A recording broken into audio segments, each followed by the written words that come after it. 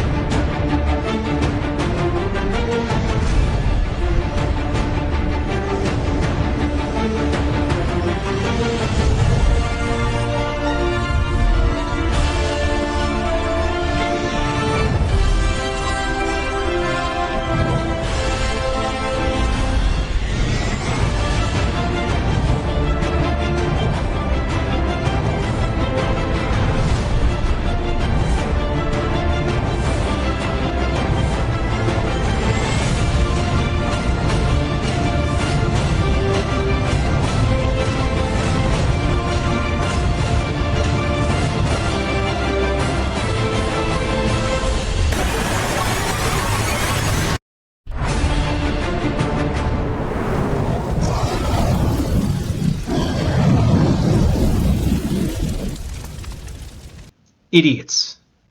Morons. Out of all the people in the arena, why did the fat man throw me with these twits? They seem to throw themselves at an enemy's sword rather than swing their own.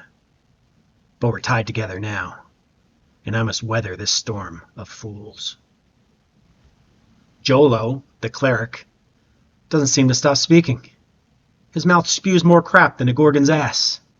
If his loud banner doesn't give away our position and get us killed, one of us may kill him ourselves. In fact, a ghost struck him down last night. If it wasn't for a prayer from Nihilus, he wouldn't be with us anymore.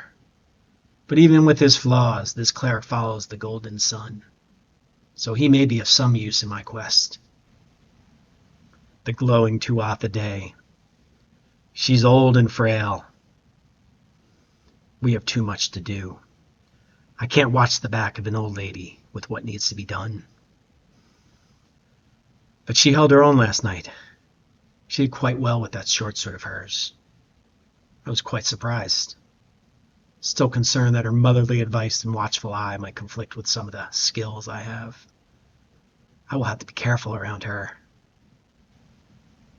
And the big blue one, the Atlantean, so haughty and proud, he may not agree with what I may need to do.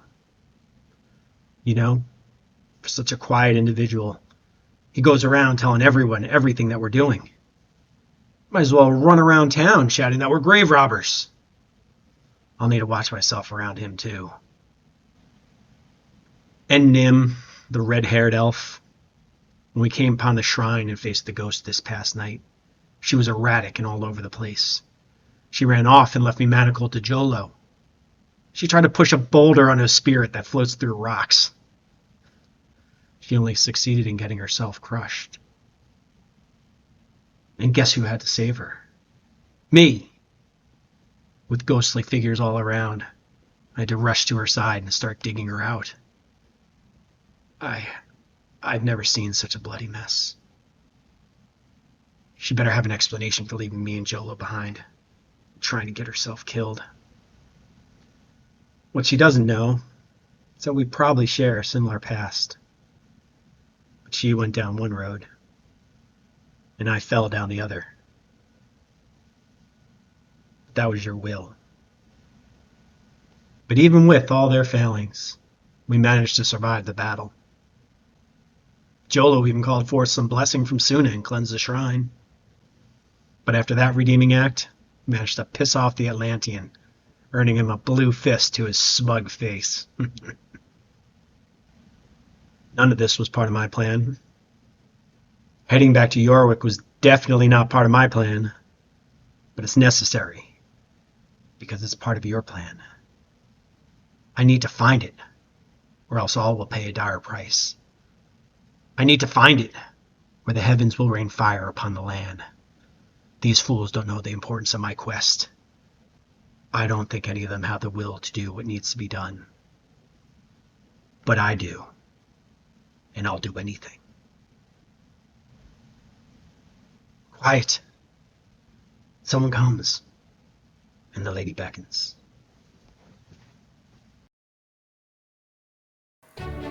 Welcome to session 8. And we had a pretty lively session last week as, well, a lot happened. Mostly to Jolo and Nim.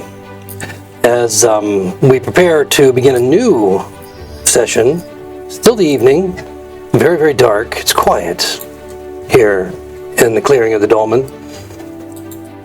But things did not end quietly last session as Nihilus requested his vial, now empty, of holy water, back from Jolo, who, for whatever his reasons might be, decided to short the return and drop the vial, shattering on the ground. His impertinence infuriated Nihilus. It broke? I didn't know. He made a swing, I made a roll, and it shattered. Oh, he's even more pissed now. And Nihilus took a swing, planting a pretty solid one on Jolo, taking 3 points of damage, I believe. 1 plus your strength. Is that correct? 3? You didn't tell us last time. Okay, no, I'm asking him what his strength modifier is. Oh, it's only +1, but I feel like there was a lot of emotion. I'm going to give you the extra one because of the rage. We're going to say 4. And so 4 points of damage to Jolo as he gets clocked by Nihilus. And that's how we begin the session here in the quiet glade of the Dolmen, where spirits rise and fall. And so does the cleric.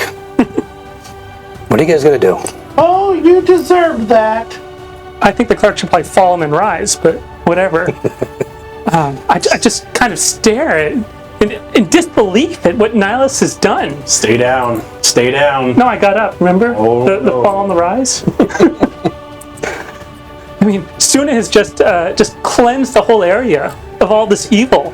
And I, her very instrument, her very embodiment in this area, have now been attacked by Nihilus. And I look in shock at him, and I'm wondering, and even I'm saying, you know, I can't read your face. I don't know what's going on inside your mind, but this does not seem normal. Well, you can't read his face because he's turned his back to you already and started walking away. It can be dangerous to turn his back on someone, but I won't forgive, and I won't forget, but I'm going to let this pass for now as I contemplate my options. Hildy's going to stick out her tongue at Jolo and follow Nyla. I'll follow behind Hildy. So as a reminder, it is dark at this point. Probably a good half hour or so past sunset. You are in a clearing, albeit not a very large clearing, probably about 60 feet or so across. And the once glowing stones that made up this dolmen are now gray and seemingly lifeless. They no longer have that crystalline glow to them that illuminate the entire area. So the only light source you have at this point is your dark vision, if you have it, and Hildy. How far does her light vision go? Right now it's just her aura. Right. Or? Do we need more light, dear? We have to find a big monolith somewhere out there. I can't see crap. You're gonna see me start fumbling through my bag for my lantern. I can take out one of those zebra manifolds and light it up. Oh, that reminds me. Oh wait, how long does the light spell last? Ah, that's correct. We did have a light spell We had a light spell cast on Jolo. Oh, on my So shoulder. he's like a True. beacon, literally a beacon as he turns and moves. Very obvious target to anybody that would be, considering him such. But yeah, it's kind of a conal shape. On his right shoulder, kind of extending out 20 feet, but it doesn't illuminate the whole area. I really like that it said target and not light source. Do you still have them? The cantrip, you should take them off. I mean, I took them off, but I still have them. I'm walking over and I'm saying, "Where's my manacles?" I'm thinking about dropping them, but no. You only had one of them, as I recall. You're gonna see me Right? start. Ah, I haven't dropped anything yet. Only one of them was yours, though, right? Only one. I'm going to hand over the non-zebra ones. And the key. Yeah, because There are no zebra handcuffs. I'm pretty sure I remember hearing somebody say that last time. No, It no. was you. See? I thought they, He agrees with me. I thought they were pink. Pink and furry. They were not that's pink me. and furry. Yeah, actually, the light, in fact, is pink. The cantrip lasts, what, an hour? It lasts for an hour, and he cast it on him as we started going, like following him. So Yeah. depending on how long it took to get to the Dolmen, Okay, yeah, so it's coming, I mean, you're right up against the end of it. It's not a concentration spell, but he hurt his hand He did. while punching Nim. The mustache, like, just took up most Oh, of no, it was right in the blow. forehead. I mean, that was like, it's the forehead? yeah, planted right on. That's like my strongest part of my head. I'm strong-headed, yeah, so that is not my forehead. Where are the horses? Oh, I think Horseface went over there, and Nightmare, he's a little skittish. He went over that way. Maybe we should go in groups of 2s and 3s and gather them up. Okay. either way, we need to leave. The ghost warned us that the Guardians were coming back, so we need to get out of here and start heading west as soon as possible. I'll go look for the horses. She warned us before Suna cleansed everything, right? Wasn't there an She did. indication that What, do you want to risk it? I don't want to stick around to find out. I don't have much faith in your abilities anyways, so they might not have fully cleansed the area. Suddenly we'll turn on her bright light to help us look for the horses. I'll go with Hildy since I can't see. It lasts for an hour. So. We have a light source from Hildy and Jolo currently, and of course Nim and Nihilus both have dark vision. Any other light sources? Nihilus, Oh, yeah, Nihilus does doesn't. not. He has the aquatic vision, not yeah. Can he just light a torch? Yes, He's of got it in his course. backpack. Yep. Is that the plan then? You guys going to go search for your horses? So it is still rather foggy, and so your depth of view, even with your light or your night or your dark vision, is still only about 30 feet at best. But it looks like the fog is beginning to kind of slowly drift away and depart back toward the edges of the forest. It takes you about 20 minutes just searching around. You find the horses have not gone very far. They've only gone about to the edge of the forest, a little bit in, and not any further than that. So you're able to find them, fairly easily, and meet back within 20-30 minutes back at the, in the central area where the dolmen is. What are you gonna do for here? Head west. We need to go west. Tim? I don't feel tired anymore. We might as well just keep going. Yes, and to our audience, not only did consecration revitalize everyone and renew their spirits and their hit points, curing all injuries, and essentially the equivalent of a long rest in combination with a level up. So all of our heroes are now level 3, and all your abilities take effect immediately because of the fact that the consecration was just like a long rest to all of you, so you don't have to wait for an additional rest before you receive the benefit of your new abilities. So we'll find out what that brings forth in the coming sessions. So, gathering up all your horses, go ahead. Can I cast Mending on the vial? You can try. I'll cast it. Yeah, see if I can get it together. So you're dealing with the shattered remains of a vial. One break. That this is where it fell. With the after the consecration was now no longer just barren land and soil and rock, but now you had grass and you had more greenery around, but when it fell, sadly, my roll was not kind to it, and it managed to hit a rock, and so it shattered. It's a small vial. It's about something that would hold maybe a couple of ounces, and so you're dealing with a lot of shards. So if you want to take the time to actually search for each shard, All right, I'm not gonna. you can certainly do so. I will walk up to Nihilus and I'll hand him a flask of just regular oil.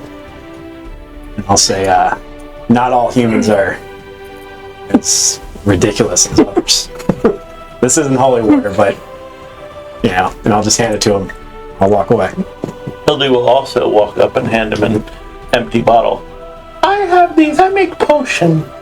We can give one to Joel later. Well, I guess he would have thanked Styx if he hadn't walked away, but he'll look at him longingly as he turns and walks away with appreciation. Longing. Longingly might be the wrong word. I'm Longing appreciation. What kind of oil did you give him?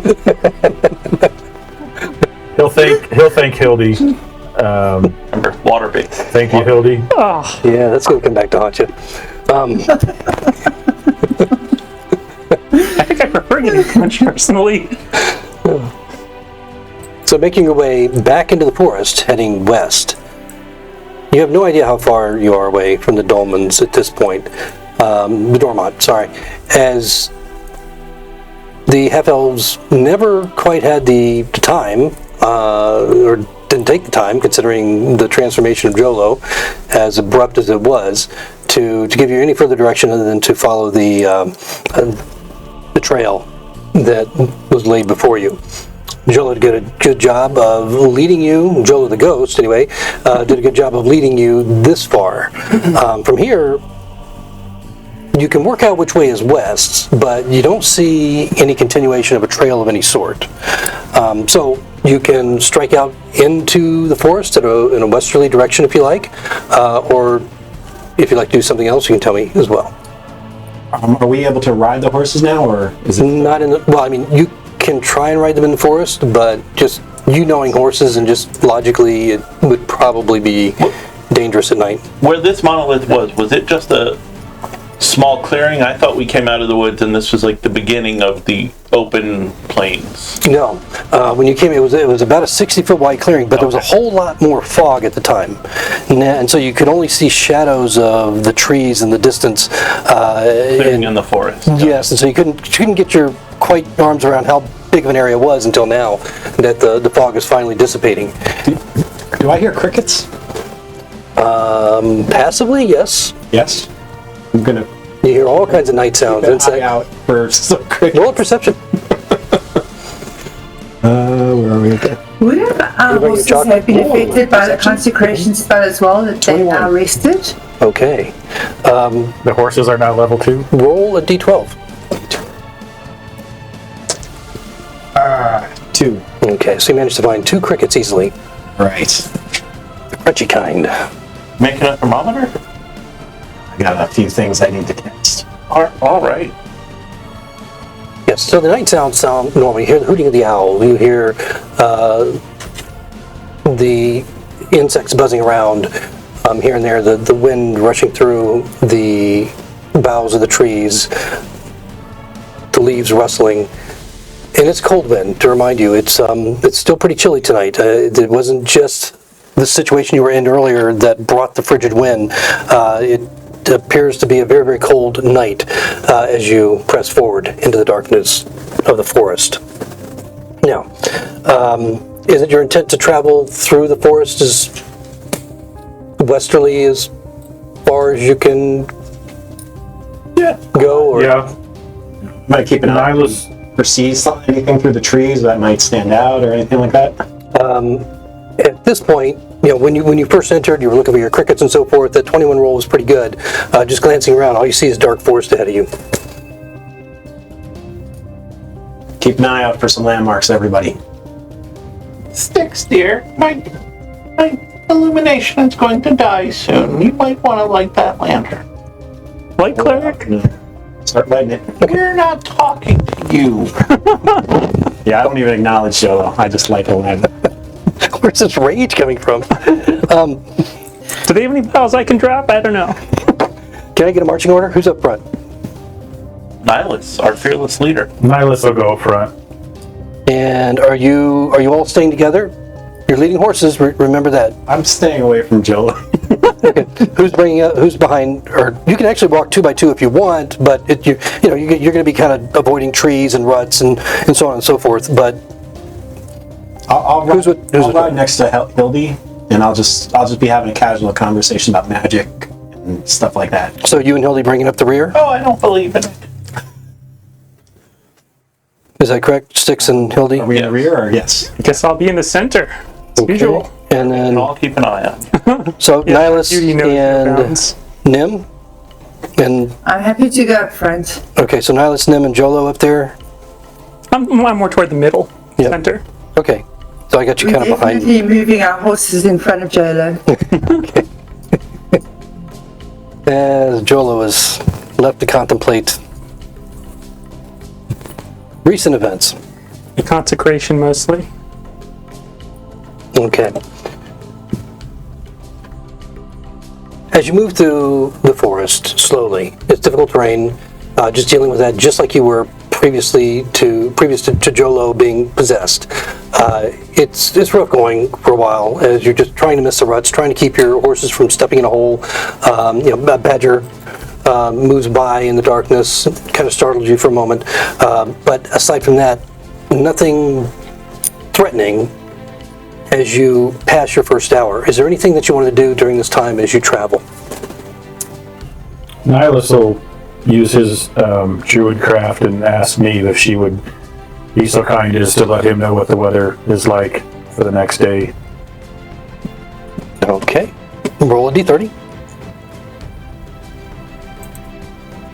A 2. A 2. User never could. Ones are worse. I think that means tornado. Yeah, well, Fog. More fog. Fog, cold, and darkness. okay, so 2. It's again chilly. Over the next 24 hours, you can expect that it's pretty much going to remain the same. Cold, frigid wind coming down from the north, and no precipitation. You don't expect it to rain, or icy rain, or even snow, which you wouldn't expect in the summertime anyway.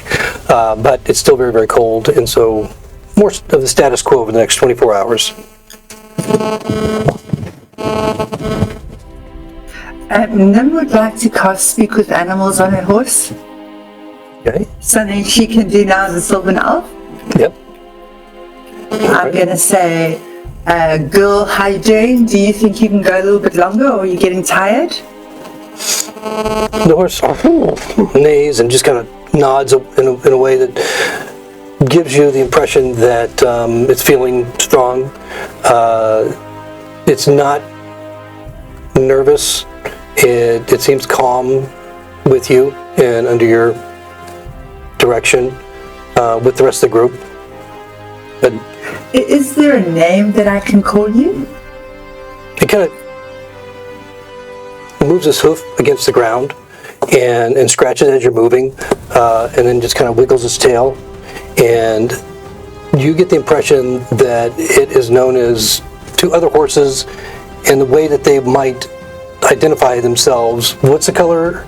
She was spotted, right? And She was stripey, I thought. but you called her Stripe Yeah. because she was spotted, right? I did not call her. I did not call her Stripe. Okay. It was Hildy. Okay. So apparently the look and the color and any of the design craft on the horse's hide itself is a big identifier to others and visually in any case, aside from the scent. And so the way that it identifies itself, I guess, would be as the spotted tail. Because she's got a long, its tail's not spotted, but it's a very long, lustrous tail that she has compared to the other ones. So do we just see Nim like whinnying and Yeah, basically you see her, you can't but kind of, you would have had to like listen because she's just not happening like, extremely loud or anything, but whispering. yeah, she's kind of strange little movements, so it's a combination of movements and sound and so forth. weird? Okay, so Always so horsing the around. Atlantean is looking at Styx longingly, and Nim is whinnying to her horse. Such a weird Regrettable choice of words. How long does that last, Nim? I think 10 minutes. 10 minutes, okay. So the horse, now that you can understand it, and as long as you're paying attention to it, it just keeps, let's say, talking. I mean, it's just communicating, won't shut up. It's talking about how Back to it. how dark it is, you know, and is there going to be, you know, the water and some very tender roots and hay, and will there be apples, you know, where you're going, that sort of thing. What is your favorite treat? She says that her favorite treat, she paused, the ground again, and you can see she gets excited for a moment, identifies as pears. Pears. But not in your mind, you're not thinking the larger pears, you're thinking the small little pears that are about the size of kiwi. And you probably have never seen a pear exactly like that before, as they do not grow in the Emerald Isle. She tells you about Find some for you. She tells you about mountains. And she's just talking and talking and talking. She won't shut up as long as you're listening to her about, you know, the prairies underneath the mountains and the beautiful glades and the fields of flowers that she used to eat their succulent roots and pull up the grass and, you know, just roll in the dusty earth and in the long cold rains that would come down off the mountains that would just refresh the entire land all around, and so on and so forth. And so she has quite a lot to say. And you get the impression she's talking about some place that she came from. Spotel, what do you think about my companions?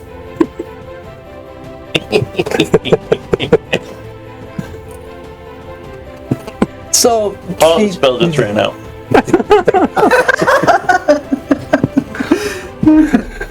when you ask her again, she just kind of nods her head and looks around, and she starts talking about the other horses. Okay. You get the impression that as far as the others on the two legs, that she refers to all of the rest of you, two legs, that they're just all the same.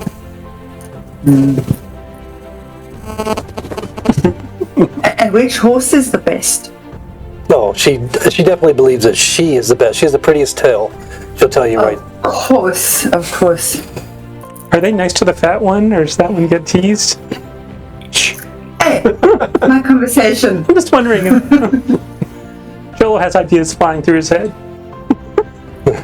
Spotted Tail, just let me know if you need anything. I will be on the lookout for those very small pears that you like. Well, she gets really excited, and she kind of nuzzles up against you, and you can feel the affection. She recognizes you as a creature of nature, and so she sees you differently. You know instinctively that she sees you differently than the other two legs. Sylvan, to her, and to most animals, as you would already know, are all of the same. You know, you're all a part of nature in a different way than humans, Atlanteans, any other humanoids in Plethwy. Is she looking at her longingly? Translate that as you like. Okay. So, anything else during your travels in the forest? I'm just gonna stupidly ask, anybody happen to have a brazier? It's like a little pot that you put incense in. Grill. A chamber pot? No. I don't know why I thought you were asking for a bra. Brazier, brazier. You know, it could have been. No. Okay. About the end of the second hour or so, a little after, as you get closer to midnight, the forest abruptly gives way to miles of low rolling hills. You have exited the area quite quickly of where the fog was, and again, it was dissipating anyway. So most of your travel has been in clear air, but surrounded by this thick, heavy forest. Now, just seeing the miles of low rolling hills as far as the eye can see, to the north, south, and west, there's a thick line of trees that marks the western boundary, but it's a good mile or more away. The terrain itself is carpeted with tall green grass that bends softly in the cold breeze, and you can see what appear to be small clusters of yellow flowers here and there that are like patchwork beneath the currently cloudless sky. Here and there, in the distance, you see these large stones that dot the landscape all the way to the horizon. If they're a natural phenomenon, they look out of place. Aside from the sound of the grass rustled by the breeze, there's a solemn silence about this place, as if to honor the thousands that once died here. You're pretty sure that you are now at the edge of the Dormonts. Do any of these look bigger than the others? Any of these pillars? Roll perception. I was going to ask the same thing. Can I roll? Yes, you can. I don't think I You guys are basically just standing at the edge of the forest, looking out on this great expanse. 15. 15? 21. Okay. Some of them are tilted one way or the other, some a little bit taller than others. They all look essentially the same where you are now. You can see just the shadow of the trees about a mile away toward the west, and then of course, to the north and to the south, the expanse just goes on forever. But if there are taller ones, or if there is a taller one that you're looking for, it's not within immediate sight. But Nihilus, you probably you roll a little bit better, so you can see a little bit further out and get the impression of the shadows of many, many more that dot the landscape in this area. As you look out beyond it toward the north and south, it seems like in the distance, in the far distance, they start to just kind of get fewer and fewer and fewer. Do there appear to be any kind of pattern to these, or are they just completely erratic? With that perception roll, no, they seem to be. You don't perceive any sort of pattern at all.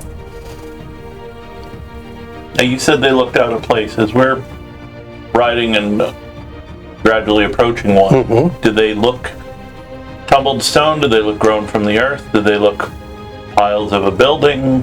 What do they appear to be? All right, so The grave markers, maybe. as you continue on, you can ride your horses now if you want to.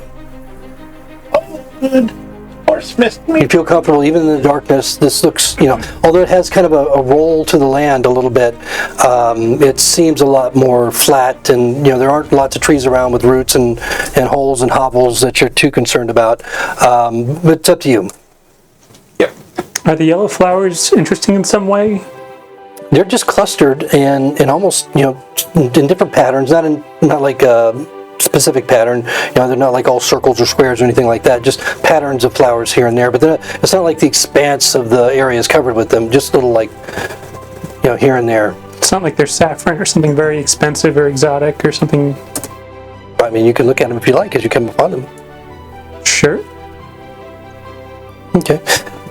Just passively as you come up on the flowers, the first cluster of flowers, you can see that they look like tiny little daisies. But they're not daisies. The daisies, of course, would be larger. These are about just each individual flower is about the size of your thumb. But there's hundreds of them together. Let's ride up to one of the closest markers and see if there's any writing or anything on them. I'm going to get on my horse and I'm going to hold up my lantern. Okay. Yeah, so within about 50 yards, there are a dozen of these stone monoliths, and because you've just recently saw them earlier in the night, similar to what you saw, you can see that they're very rough. seem to be of the same type of bluestone as the ones where at the Dolmen where you were earlier, after they changed, and about the same height. But some of them are kind of kilted over. Some of them are actually knocked over completely. Some are, again, a little bit shorter than others, and they all look very weathered, just passively as you get close. Keep an eye out for one that might look out of place. I would suspect that the marker of a king would be set apart from the others. Are you going north, south, continuing west? West. Okay. Maybe go west towards the middle of all these pillars. I would think that a king would be sort of centered. Maybe it'd be higher Or than the others. top of a hill. Higher, Yeah. They're rolling hills or no? Yeah, it's kind of like, again, it's a soft roll at this point. It's not like these huge elevations anywhere that you can see. But again, your distance is limited to, just a few hundred feet. Yeah, anything to indicate that somebody's buried differently or royally or... Okay. So riding west, past some of the monoliths that are the closest, riding through them almost like you're now in the stone forest. Some of them appear to be chipped and broken in different places. You see the rubble lying around them a bit. Grass grows up next to them and around them. Some of them that may be near where there's some brush might have a vine growing up it. They seem like they've been here for a very long time. And as you... Do we see anything carved in them or anything or not? You want to go investigate one? Yeah, I'll go up to one and... Okay. Yep, roll a investigation. I'd like to help. Okay. You get advantage. 20. Dirty 20. Okay. On the one you're looking at, again, they're extraordinarily weathered. And the way you shine your light, you're able to just make out that there was some figure at one time that was carved into the exterior, and there might have been some lettering, but even with that roll, you can't really make out what it was. It's that ancient. And feeling the wind, it doesn't surprise you. I see some carvings in this, but I can't make out anything. Can you tell the language, maybe? I can't read it at all. I'll look at Hildy, just assuming that because she's old, she might know better. I'll look at it. Oh, You can roll a perception. 16. 16, yeah. So you're not even able to make out any further. Very old, dear. That's what I thought. Friends of yours, maybe? No, they're much too young for that, I'm afraid. I guess we'll keep riding. As we're riding, you said some of them had like grass and vines growing up. Do we see any that are bereft of vegetation like the earlier monument we dealt with? Any that are like surrounded by no growth? Passively just looking around, because it would be kind of obvious, the ones that you can see, all of them have some sort of vegetation growing right up to it, if not on it itself. Some of them even have what look like moss toward the base that has kind of grown on the lee side where the wind, on the south side of it where the wind does not affect it so much. You guys are asking the wrong questions. Is there one that's made for the king that never was? Maybe it's the one that doesn't exist is the one for the king that never was. I guess we keep riding. Okay, continuing west. As you go, Is those bigger than the others? again, because of their angles and some of them being, literally knocked over, some of them being just kind of tilted a little bit, they all appear to be somewhat close. But just passively as you look at them, you would guess that none of them were ever exactly the same height. Is there any But none that think stand out because they're so massive. Roll perception as you move through. You can only see about a couple dozen at any one time. relatively clearly 20. anyway. Would you roll? 20. Not. Okay. Not. All right. Yeah, so none of them that you're passing at this time really stand out more than the others. Can I keep a lookout for that? Yeah, absolutely. Guess it's gonna take forever. Perhaps we should sleep. We're all We don't- all rested, right? Yeah, you're completely We don't rested know at where this we're point. going. We're not sure what we're looking for, but we can't see it in the dark. Might be, well, I'd say it might be safer to sleep in the day, but whatever you guys think. I say we keep looking. I'm ready to get this task over with. Yes, let's I'm with find you. what we can't see and don't know what it is. I'm with Hildy. Alright, we might as well. Okay. So another hour passes, and as you continue to walk through this forest of stone, and you don't just passively keeping an eye on the ones that are, visually close. You can see again, shadows of many more in the distance, but they all pretty much seem the same. Doesn't appear to be any kind of pattern to them as you walk around them and among them and through them. But at the end of that hour, with the opposite side of this particular stretch of the Dormont,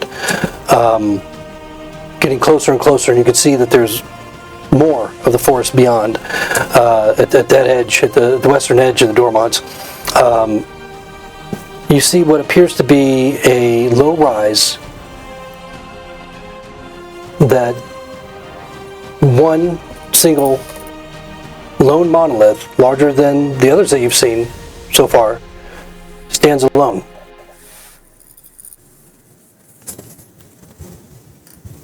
Let's go over That's to where we're headed. Well, that might be it.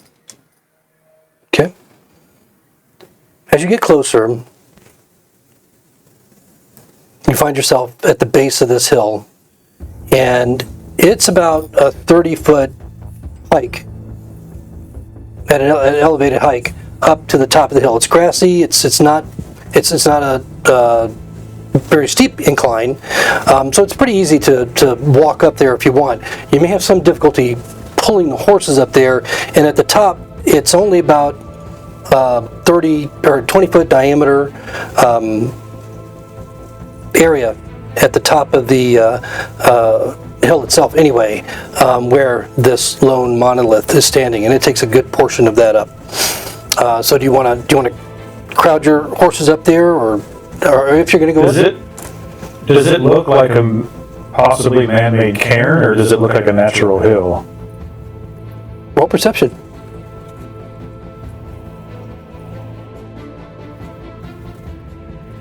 Uh, 14?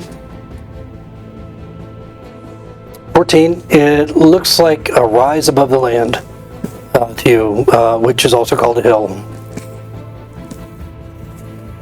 The ghost did say that there would be a tomb underneath the monolith where the king lay, so keep an eye out for any kind of entrance or marker that may be below the stone. Should we ride around it? I think. Yeah, that's a good idea. idea. Okay. Riding around it only takes you a couple of minutes, and passively, it all looks the same. Grass-covered hill, and at the top, of course, is the monolith. Think we push over the stone? Nim, Nim's gonna Nim, why die. don't you get up there? Well, let's This at least sounds- take a look at it first before we go pushing anything over. Okay. So, what's your methodology? Are you going to go up to the top of the hill? Okay. Are you going to try and ride your horses up there, or Nim's gonna See where to dismount. tie them? it's a small area up at the top of the hill? So they'd probably be mostly. If you were going to get on the top of the hill, your horses would have to stand on the side of the hill. How far away is the nearest Nice. hill? There would be one, actually, in this area, it seems like there's a little bit of a clearance, and there's the closest one beyond that is about another 30 feet away or so.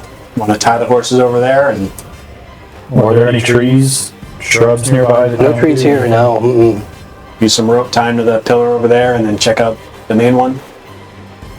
I'm sure they'd appreciate the grass. The horses would be smart enough not to pull at the stones and topple them, right? Spotted tail would be. The horses seem disinterested in the grass. Not one of them, Nim, you would probably notice before anybody, none of them have, when you've paused or stopped, bent down to nibble at the grass at all. That seems odd. Hildy, do you have any carrots left? I do. I have some carrots. I have some potatoes. I have some sweet potatoes and some. Any pears? Why would I have a pear, dear? They're vegetables. I have some asparagus. That'll smell funny when the horse pees. And a big bag of beans. Give the asparagus to this guy's horse. Nihilus will reach down and rip a little handful of grass out and try to offer it to one of the horses. The horse it shies away. I don't know much about horses, but that seems strange. Don't they usually tend to graze on luscious grass such as this? Hildy has 11 carrots left. She'll give each of the horses 2 carrots and eat one. They take the carrots eagerly. I'll try to take the carrots from the 2 carrots that he's going to give my horse, and I'll feed my horse. I'm trying to build a bond here. Okay. Nim's just going to tell Spotted Tail to stay and start walking up the hill. Are you going to cast your spell again? No. So you just say it? I'm just going to say it. He just kind of looks at you. You see the eyes roll a little bit, and She's a new thing, so I have no idea how it really works. You can make a picket line. It's easy. I'm assuming we can't just tie the reins around them. I have to use a rope. well, the monoliths are All right, I'll pull pretty big around. and I'll wrap it around, tie Okay. it, and then we'll tie the reins to that. Okay. Yep. Right. They seem willing. They don't seem fearful, or nervous. I hope a troll doesn't come eat them. Good thing you're with the troll killer over here.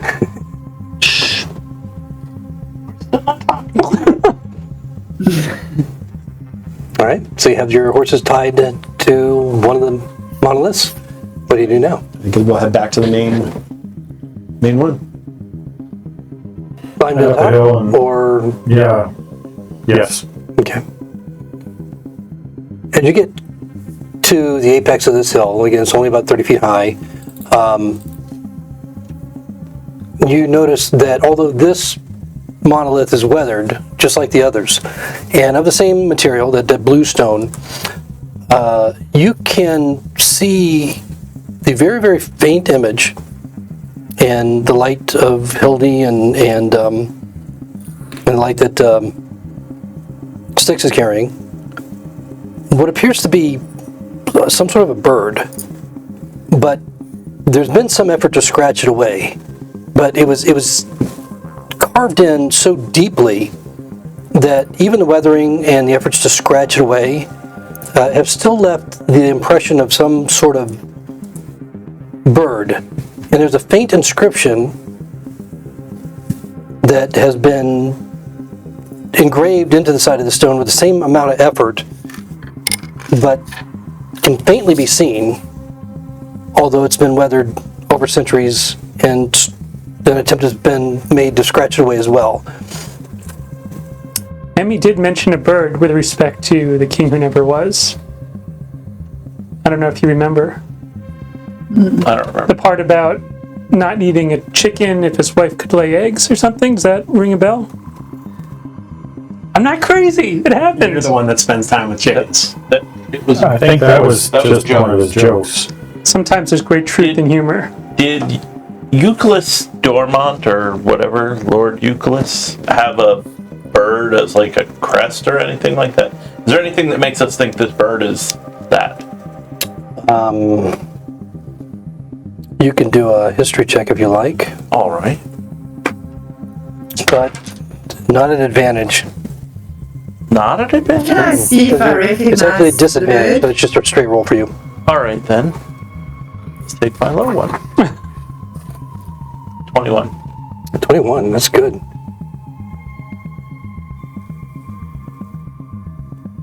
So, as a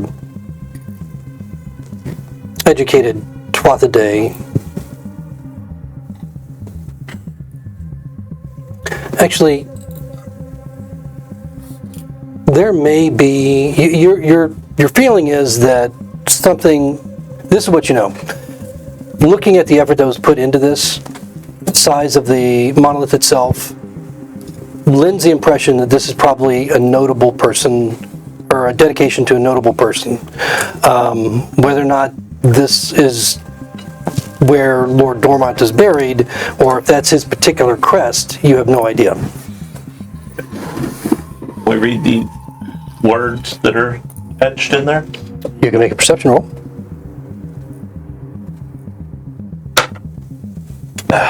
Well, that 13 probably doesn't tell me very much. No, it doesn't. You're not able to make out. It seems like an. Again, the Tower of Tongues does not help you read any kind of script. Just if you're concentrating on somebody, you can understand what they're saying. But it doesn't help you hear. And so the language that this was written in is probably, given the area that you're in, Old Lionesian. I would assume everybody would take a look at it. Can any of us read it? All of you, any one that wants to, can make a perception. You speak Old Lionesian? What?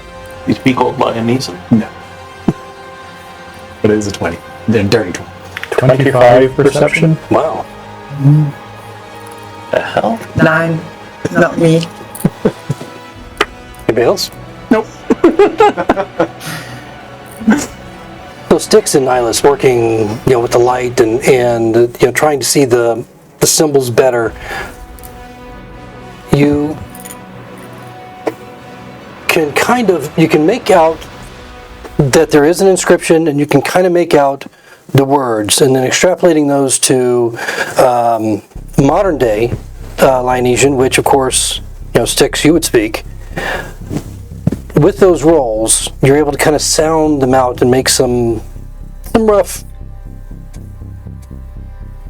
connections between the old language and the more modern language. And as best you can make out between the two of you, and this takes about half an hour of study and going back and forth, talking about each one of these words and how they might sound and so on and so forth. And of course, the intellect of the Atlantean, coming from a very educated background, at least you presume, also helps in that endeavor. And what it reads, as best you can tell, is "Here lies Lord Euclid Dormont." And then the second part of it, the script changes a little bit. And Nihilus, in your mind, it's almost as if the way that it is being communicated is different, and so not like just, it just seems like there's some emotion attached to it, like sarcasm, or maybe comedic. But the second part of it says, "The king that never was." Looks like we're here. I'm going to start investigating the base of the pillar, and I'm going to say, someone help me with this. It's a rock. I'll put my hand on his shoulder and say, Neve, if it's so, please give him some inspiration. Yay, me! And I'll cast guidance on Styx. I prayed for you. Was anybody giving me help? No, just guidance. That's why I sort of asked. I'll help you out, buddy. He's not going anywhere near us. 24. Okay. So what are you checking exactly? Around the base. Okay. The whole base. All right. So putting your most recently acquired skills to work, digging around the base of the stone. I mean, it's a solid stone, and you get the impression that it goes down a good, 3, 4, 5 feet below the surface of the top of the hill. Like him. Too soon? Too soon. And you have to dig down. I mean, you're fairly persistent as you dig down almost 3 feet before you encounter the edge of what you believe is the rest, or the beginnings of, or part of, a large flat stone. Now, this is about 2.5, 3 feet below the surface that you're digging, and you find just the edge of this horizontal block. Is anything wobbling at this point? Or the stones they look good? Not that you can tell. Okay. I'm just going to keep an eye out on this. Okay. I'm going to pull out my crowbar and say, you think this might be it? I think so. I'm going to pull out my crowbar and help. Okay. Stick it in. All right. Sticking your crowbar down, and what are you doing? You're trying to lift the edge? Well, if I see Nim pulling out her crowbar, I'll probably help her Okay. do it, because All right. I don't think my frail arms will... Roll in athletics. Then if Styx is helping you, you An have advantage. advantage. Yep. Styx help. That is 23. Doesn't budge. Doesn't budge. I mean, I think must be pretty large. It's under 3 feet of earth, and you only have a small I think we area of need- it. I think we need to excavate it a bit more. I have a hammer and pittons I can start trying to break through. Can we tell how thick this slab is? Is it? With that effort, you can probably get an idea that it's easily about 10 inches thick. Sounds pretty. If we can fully excavate and uncover whatever this slab might be, the horses might be able to help us pull it off. Is there anything to tie onto it? Well, not at this point. Hammer a pitton in and then rope it to the horses? I mean, I have a grappling hook. I believe I saw you pull one out earlier. We can maybe use those to hook around the slab and have the horses pull. Just get all the dirt on top of it off first and see what it looks like and how big it is. Maybe if we keep digging, there's a door. Or we could Or dig that. for 3 days and not find a door. No, let's not do that. So Jodo? the stones Spade. underground. The stones underground, are the edges there, or we need to Well, that's what you found, an edge. Oh, an edge. An edge. Oh, It's just okay. a partial All right, then edge. then we'll. Yeah. I guess we'll start digging to get full slab. Yeah, however big this thing is, it's got the rest of it has 3 feet of earth on top of it, and you probably dug out about maybe a 1.5 to 2 feet of area. I can help us dig if I sleep. What? Didn't you just sleep? Well, didn't we get a full rest, long rest? Yeah. Yes, but I again, my brain is full. I need to just go to sleep and empty it. How long do I think it might take us to dig? Roll an intelligence. 10? 10. You have an A hour. long time Dig. is the best you can come up with. It's going to take a while. This is the best you're able, because you have no idea how big this thing is underneath. So maybe we should just, sit for a while and rest and take a break. Well, Maybe we she should can just... sit and rest while we dig. Yeah. Maybe we can dig some random spots to see, every couple feet if the slab still is extending to that distance. I guess we keep digging then. You dig. Here's the sweet potato. These are the perfect vegetable. They're very nutritious. I'll take it and I'll go, why don't you rest while we dig? Everybody else going to pitch in and dig? Do I have anything that would help me dig? LD is going to. Nihilus is going to remember the chiding he got from the half-elves and Rolo back in town and just shake his head in embarrassment. Okay, so you're looking. Okay. 8-hour rest, I assume. Long rest. Yeah, it's a long rest. So you're looking at 8 hours to be able to do that. So just keep that in mind. It may take them 8 hours to excavate if they, if that's not, they don't know yet. So sorry, you guys are going to start digging. What's your methodology for digging? Just Crowbar. Yeah, I don't have a spade, I have to be honest. no one has a shovel. Okay. All right. Spade, no shovel, I have a crowbar. Emmy had a shovel. How far is the tree line? From where you're standing, as you look around, it looks like the tree line is. It looks like you're in the center of the field. And so the opposite tree line is the same distance as the tree line you just came from, which is a good hour travel on horse.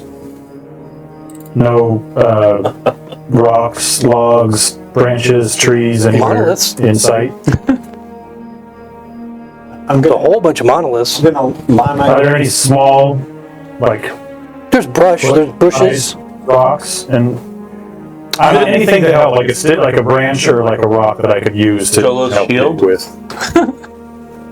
I'm gonna line my Use our back down shields on what to we've dig, for uncovered. sure. Use my crowbar to push the sand it up onto the blanket, and then when it's got a big load on it, I'll say, "Help me pull this up." And we'll grab the blanket and we'll pull it out.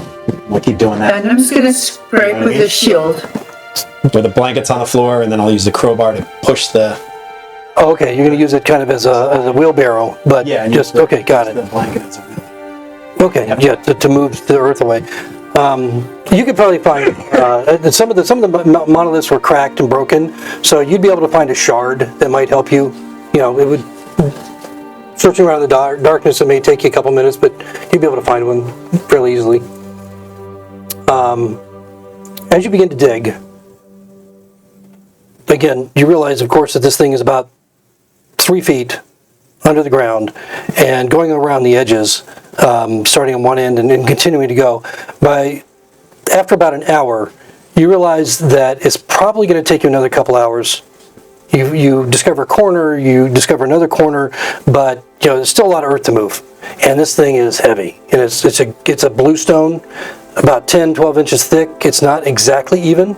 And so in some places a little thicker, some places a little thinner. But once you're getting an aspect of size at this point, and it looks like it's probably a good 8 feet in length and a good 6 feet wide. And so it literally, going out from the monolith itself, goes all the way to the edge of the hill. And so I guess, realistically, would we think we could excavate it? well, you know that in a couple of more hours of digging, you can get it cleared of earth. And then, however you want to go about trying to lift it or whatever, or break it, or whatever you want to do. Pull out my hammer, my pit, and just start hammering in, trying to crack it Okay. near a corner. See if I can crack like a corner of it. It's only 10 inches deep. Maybe I can. Okay. Roll in athletics. Are you doing this before you finish clearing it out, or Well, you said we got most of it. you get about a third of it? Sticking to the corner, so Okay, it's all right. a little easier. So the first corner you excavate or remove the earth off of. No! 3. Okay. I mean, you chip it, but you've got a thick corner. I'll look at Nim. Let's go over. Okay. I don't think it's wise. I don't think it's wise to desecrate this any more than we already are. I say we just try to leave it in as single a piece as we can. Once we get it fully cleared of dirt, we can try to pull the thing off, but I wouldn't want to destroy it. They don't really feel anything. It's not that I'm worried about. I've done some stupid things. I don't want to list grave robbing and desecrating to that. Hey, Red, you detected some undead back there. Can you feel anything now? Then puts her senses out and tries to see if there's anything that she can feel now. Okay. So what are the limitations of that? Of your sensory, the perception? What will? Does it go through? I mean, what's the distance? So 60 feet, anything not behind total cover. I should be able to see anything affected by the Hello spell or anything celestial, fiend, undead. Okay. Okay, so as you concentrate and allow your senses to go out,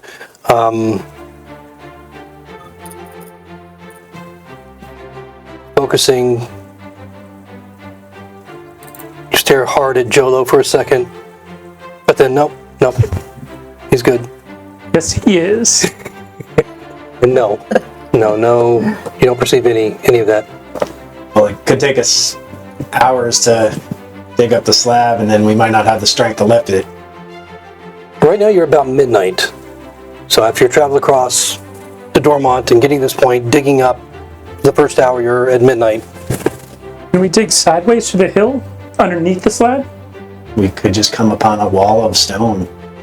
Which would probably be easier if they're smaller stones. There might still be something under here, Sticks. It's just that I won't be able to detect anything if it's covered, so could be. I understand you don't want to do any sacrilege here, but we could be here for another 10-12 hours digging. Are they getting the We impression don't really have anywhere better to be. a big slab on top of a smaller thing, or is it like wall to edge? At the corners where they have... Right now you've only pretty much just dug out just the top portion of it. If you want to kind of dig out on the side, and focus on that for a while, it's up to you to see, what might be below this slab, at least in the area.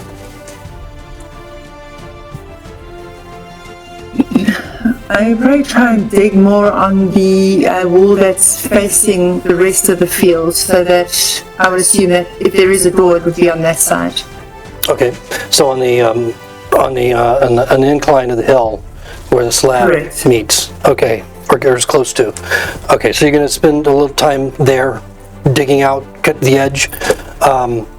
What you find after about 30 minutes of digging is, the earth is fairly soft on top, but as you start digging deeper and deeper, it becomes harder and more compressed. And right there underneath the stone slab itself, it's extraordinarily compressed, but it's a lot softer than the stone itself. And so if you want to try and dig through that, it feels like it'd be easier than digging through the stone. Should we dig some more? On the side, you mean? Yes. I don't see any alternatives yet. Yeah. And I'm just going to keep going. Okay, all right. So another half hour of digging with the rest of you getting involved. It's a rather thick, heavy amount of soil that you're trying to get to, and it's hard, but it's loosening as you go. And within about that half hour, you're finally able to break through underneath the slab, and it's just a hollow opening beyond, completely dark. And you can't really, just visually at this point, you can't really see much, even with your dark vision, outside of just an opening, and looks like there are, dirt or stone, hard rock, a mix of stone and rock down below, but it's a void. Can I pick up some? Opening here. Sorry, Nim? Anybody got a torch? Can I light I can do the you outside better. of my shield? Of course you can. It wouldn't do the inside of the shield though. Just No. Okay. Yeah, I'll do that, and then I'm going to pick up some of the small stones if there are some that you just mentioned. Mm-hmm. So what do we see now with this? You're gonna cast the spell on the shield and a stone? No, I just want to pick up the stones, put them in okay. my pocket, Okay, got and then cast on the outside of my shield. Got it, all right. And so what are you doing? I'll cast light on He had a a stone rock. and throw it in the hole. Thank you. All right, so boom, you got basically a 20-foot long spotlight coming from Jolo's shield as he casts light on that.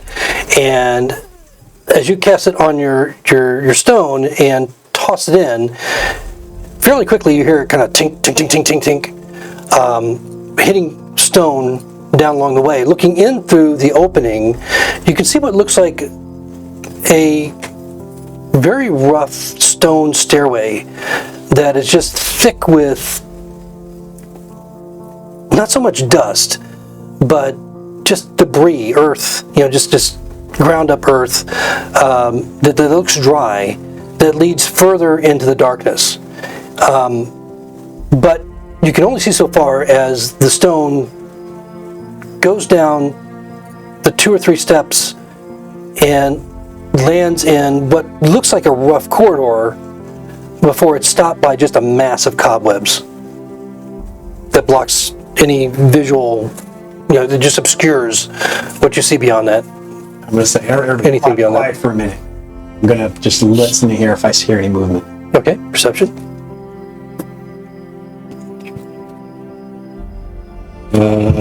10. Okay. I think we're good. Quiet as a tomb. I think we're good. So we've got space to actually go down into the No, corridor. not at this point. You just got a hole about like that that you're looking through. And I'm just going to just keep digging until the hole's big enough so we can actually get through. Okay, so that's you're looking at probably as thick as it is and as hard as this earth is compressed by the heavy stone and time. You're probably looking at about another couple hours to get a large enough space that you could wriggle through one at a time. Guess we'll do it. I'm going to dig until Okay. someone has a better idea. Right. So with combined effort, by about 3 o'clock in the morning, nothing, during this whole time, I mean, you might have difficulty hearing anything anyway, considering all the noise you're making just trying to dig, but, just the sounds of nature around, the wind rushing over the hill, and the grass is all in each other, in your activity, is all that you hear. Nothing specific from inside, underneath the ground, and wherever this corridor leads, if anywhere. And you're able to get to a point that you excavate enough earth that you can crawl through. The stone slab is on top, so you'll be crawling under it and then lowering yourself down to where you see that there are 3 sets of steps. And the steps are coming from your direction, as if maybe at one time the flat stone was just simply the top portion of the corridor. And what you excavated may have at one time been an opening, not a door, but just an earthen opening because of the way the stairs are oriented. And so if you wiggle through there and go down, you'd be going down the steps. And then, of course, you'd be faced with cobwebs immediately. So when I told Hildy to go up and rest, did she actually go up and rest while we were down? Yeah. Then I'll say, wait a minute, and I'll go up to her. Thanks. How long were we down there for, digging and stuff? Well, since the time that she went, it's been about 4 hours. 4 hours. I'll just gently wake her and say, do you need more time to sleep, or?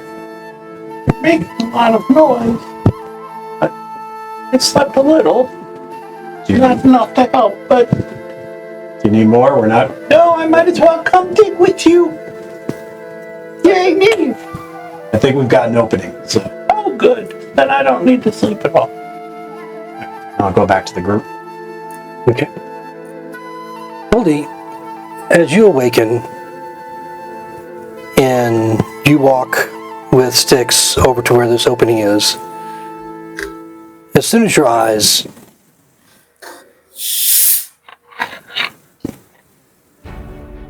look toward the depth of whatever's beyond, not really seeing anything, of course, in your mind, something clicks. And any of you that might be paying attention, Hildy is just almost stuck to the earth, staring at this opening in the earth. Nim's already halfway down. It's a little chilly out here right now. She's not moving, just staring.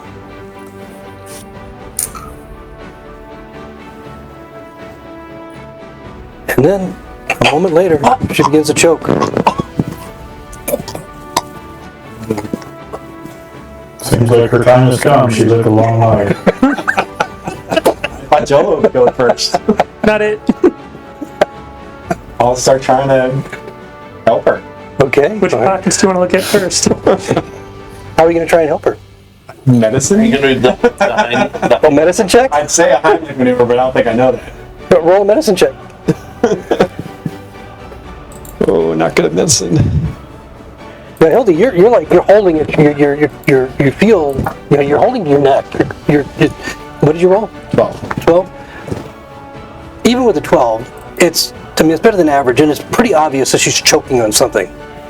She walked up, she stared into this hole. Now she's choking on something. I'm assuming we can all hear this. Oh yeah, she's gagging. She's trying to get something.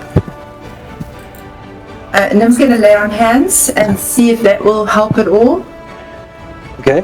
It will allow me to cure a disease or neutralize a poison, but I'm not sure any of this is relevant. So are you trying to do one of those things, or are you trying to give her some healing? Okay. I'm actually going to put my hands on her and see if I can determine a problem, and I don't know if lay on hands will do that. It just says it allows me to neutralize a poison or heal or... So as a paladin, you would know that it would do one of those things, but wouldn't necessarily allow you to know what it was. Okay. Once you knew what it was, then you could... I'm gonna try and neutralize a poison if I can make a decision like that. All right. Because I'm assuming she's digested something. Okay. All right. So Styx has determined that she must be choking on something, which is pretty fucking obvious because she's holding her neck. She's trying to, her mouth is like open. You see it wide, just drool and frothing at the mouth at this point. Her eyes wide. You can see the veins bulging in her head, her face. She's turning a little bit purplish as Nim walks up and lays her hands on her eye. Her hands glowing golden bright like the sun, similar to the consecration, but at a much smaller level. And that doesn't seem to work. Am I able to do anything other than choke? No, you can attempt to regurgitate, whatever. I will attempt to walk up to Nihilus and stick his long ass Atlantean talons down my throat and grab whatever the hell it is I'm choking on. I literally try and grab your hand and shove it in my mouth.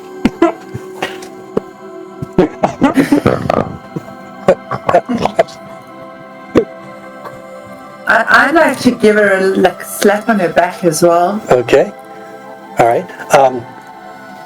So, Nihilus, she's trying to shove your hand in her mouth. I mean, it's obvious she's choking.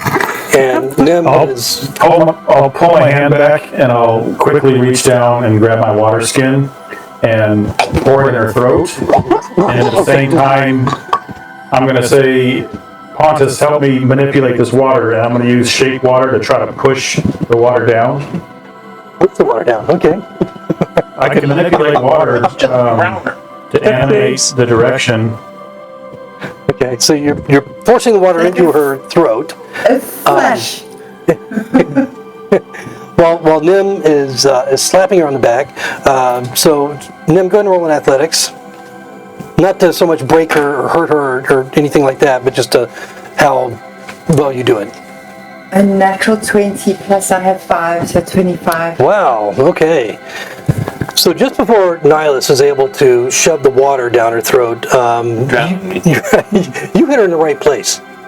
And she goes forward, the water just splashes in her face. And just wets her hair, soaks her completely, as it just jettisons into her forehead, and you watch as she bends over and this sphere, only about an inch in diameter,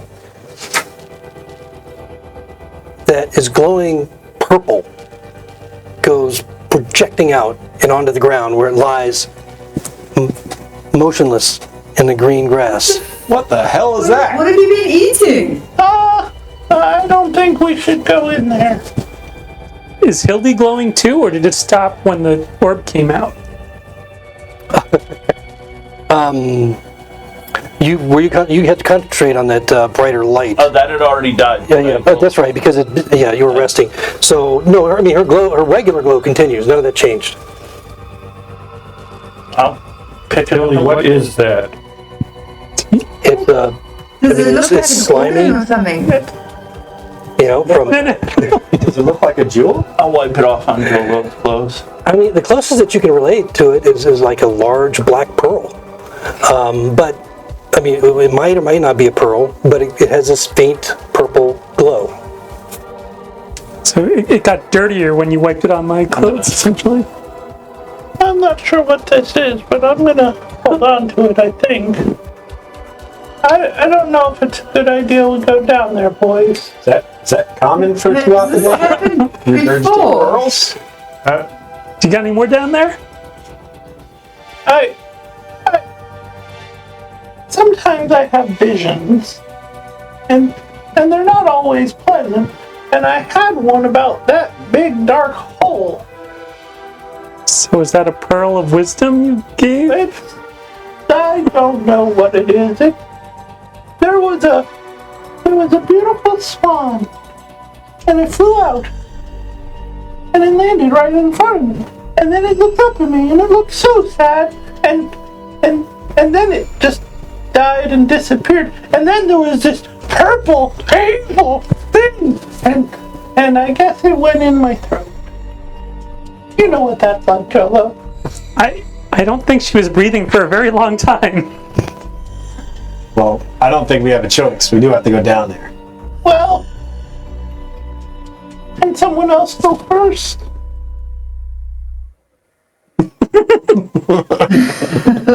I like a dinosaur. Rock, paper, scissors.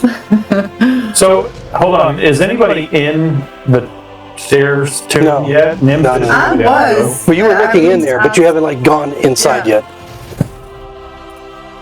Nim probably had her head stuck in the hole, and then pulled it out when Hildy approached, and then all that transpired. So Hildy, I don't think we have a choice. We need to get the blood from this king. This is obviously where he was laid to rest. Visions or no, I only see one way forward. Well, that's because you're looking in that direction. If you turn to the left, you'll see a different way forward. Will that get us where we need to go? No, it won't. Well, I believe we're at an impasse then. I think there's still one way to go. I just don't want to go first. Can we make Jolo go first? He's got the light. Jolo's already Well- injured. And he's not necessarily one of the strongest. He's more of a book How are learner. you injured? You've been fully healed. Oh, broke his nose. Oh, I'll go first. I'll reluctantly start I'll follow. going near the hole, hoping that someone's gonna pull me back. Damn it. I'll offer seems to to go get with smaller and sticks. smaller as you get closer to it. I'll offer to go with sticks, and I've got my torch that will hopefully help get rid of the cobwebs. I'm gonna look up at Nihilus, who's 2 feet taller than me, and then look at the hole and think, can he fit in there? Yeah, they dug it. They spent enough time to dig it out, barely big enough for Nihilus to fit through. Right. Hey, if Joel's head can fit through, I'm sure I can. I guess I'll take my lantern and I'll start crawling down there. Okay. All right. So, going in head first or feet first? Feet first. Okay. All right. So And I will. Yeah, I guess I can. it's like Pooh Bear going through very, very tight hole as you lower yourself down. You get to the point that you're just beyond your waist. You don't feel the bottom yet, and you think, based on what Nim told you, because you didn't really survey the area or how far it was, but you don't think it was that far down. What are you gonna do? Is my light stone still shining down there? No, not with him in the way. He's No, but for him to see. no, he's in the hole. His butt's I in the threw hole, that- his head's outside the hole. No, I threw the stone that I cast light on down into the hole, so is that still down there shining for him? Oh yeah, it would be down there shining, but you can't see anything because he's in the way. Pooh Bear in the hole. Okay, that's fine. You know, He's got legs first, so he wouldn't see either. yeah, because he's got the hole plugged up. I probably got a little bit of space around it because it is slightly larger than him, but not enough to see anything detailed. So, drop down. Yep. Make it We safe. tie a rope around him or something before he goes down. He just Come on. went. Oh no! 7. Okay. All right, so it's a little bit further than you thought. It's about another 5 feet. Whoa. You don't take any damage, but when you do come on the bottom, there's a lot of loose dirt, and you go prone. You go sliding down, and then the entire stairway gives way, and you find yourself falling. Make another dex save. This happened to me in another adventure.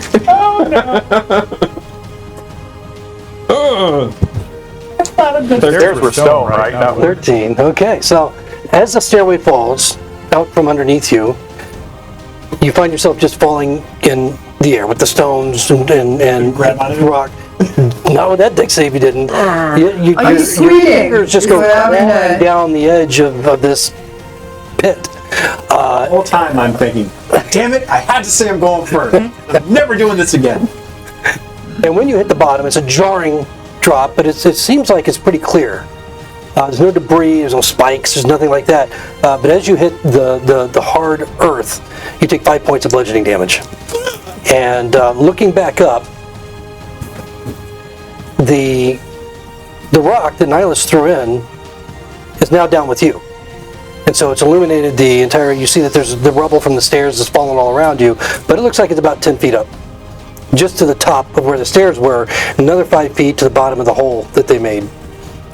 My sword is drawn and I'm just listening and looking for movement. It's about a 10-foot square, roughly, pit, and it's devoid of anything except what I just described, as far as you can How far see. down is it? 10 feet? 10 feet? Yeah, just at the top of where the stairs were. The coin's down there. I'm Yep. gonna put my lantern in my backpack and climb out if I can. Okay, all right. What are the rest of you doing as he goes falling down? Yelling. Are you alive? You're gonna hear me go shh. I'll take out my grappling hook with a rope tied to it and see if I can connect it to the monolith or something and drop the rope down. Okay, the monolith is the closest one is 30 feet away I think you mean from the hill. What about the main? The big one? Yeah, the main king one. Oh, okay, that one. Okay, so you're gonna have to have a bit. How long is your rope? Well, I have 2 lengths of 50 feet, so I can Okay, tie if I all need right. more. Yeah, so that should be enough. That should be enough, 50 feet. And so, while you're preparing to do that, go ahead and make an acrobatics to see if you can climb out of here. Climb out of there. Oh, acrobatics me. You can do it. Damn it, I'm not doing well today. 7. Yeah. No, 9. All right. No. As you start to try and climb up the side, it's just like the earth is just falling from the places that you're grabbing. You're not able to get find purchase with your feet or your hands for long enough to just pull yourself up. It won't hold you. You don't take any damage as you slip back down, but you feel pretty stuck. And it's not too much longer after that when Nihilus, you're in a position where you can throw the end of the rope down. And you can see, I mean, if you're looking, if your head is in the hole, you can see the pits right below it. And so it's from the bottom of the hole, it's 15 feet to where he is. The top of the hole is, 5 feet, or the bottom of your hole is 5 feet above the pit. Is there a cavity around where he is so we can all go down and go and explore, or is it just like this tiny little area? Well, beyond it, so just to give you an illustration, you have the stairways that just collapsed. Beyond that stairway was what looked like this corridor that might lead further. You don't know how far because it's completely blocked by cobwebs. And so the stairway in front of that corridor is what collapsed. Is the stairway in a room, or is the stairway the whole opening? The whole opening, Okay. just below the opening. And so I think we if should be none going of this down. earth was here, it would have been just a hole that would have been like an entry hole. and then the stairway Gotcha. leading to a potential corridor, and now there's cobwebs there. And so obviously it was designed so that anybody that came in here would fall in the pit trap, which made it a lot easier when you dropped in. So Either get down here or pull me up. I don't think we need to whisper, dear. You just dropped like a mountain. That didn't wake something else in here up. Something else might. Oh. Well, then you should be quiet down there. I'm just gonna listen for movement or noise. okay, roll perception. Nada, should I start going down? 13. No, you don't hear anything aside from all your companions, running around. Nihilus tosses the rope through the hole and then down to the pit to where you are. And so you can now utilize the rope to climb up out of the pit. Okay. So if we were to climb I through this think hole, we're going to climb down is instead there of him room climbing up. to walk on the edges of this pit, or the hole empties directly into a pit? Okay. The hole is now above A 15-foot drop. Yes. Got it. And the hole is 10 feet away. The hole that you would go into is 10 feet away from the beginnings of the corridor Got it. that is filled with cobwebs. So actually, you have to get over that opening in the pit and then literally be among the cobwebs on the other side. As I'm climbing up, do I see sort of a mechanism on drop down? Like which way? What controlled it? Yeah, roll an investigation. I'm curious, just in case when I climb up, I might be able to lock it in place. So Well, the stairs, there's no like flap or panel or anything like that. The stairs just crumbled underneath you. Yeah, they were all around you. forget that then. But I mean, so Jim, you can do an investigation if you like, but you don't see anything. There's nothing that's going to pop back up and create a floor anymore. It's gone. Gotta be pointless. Yeah. So How deep is the bottom of the pit to where the floor of the tunnel is with the cobwebs? 10 foot. Okay. Yeah. So it's basically a 10 foot deep, 10 foot wide hole. So we have to come down a 15-foot drop to the bottom of the pit and then climb up a 10-foot on the other side to keep going. Just climb down the rope and just gently swing over to the edge. Or if any of you have a 10-foot plank, you could put that across the 10-foot opening. But I don't know. Probably don't have any planks. Who's carrying the 10-foot plank? Oh, hold on. Let me pull that out. Hold on. Okay. Wait, just throw it I mean, out. I Trying to can- help you out here.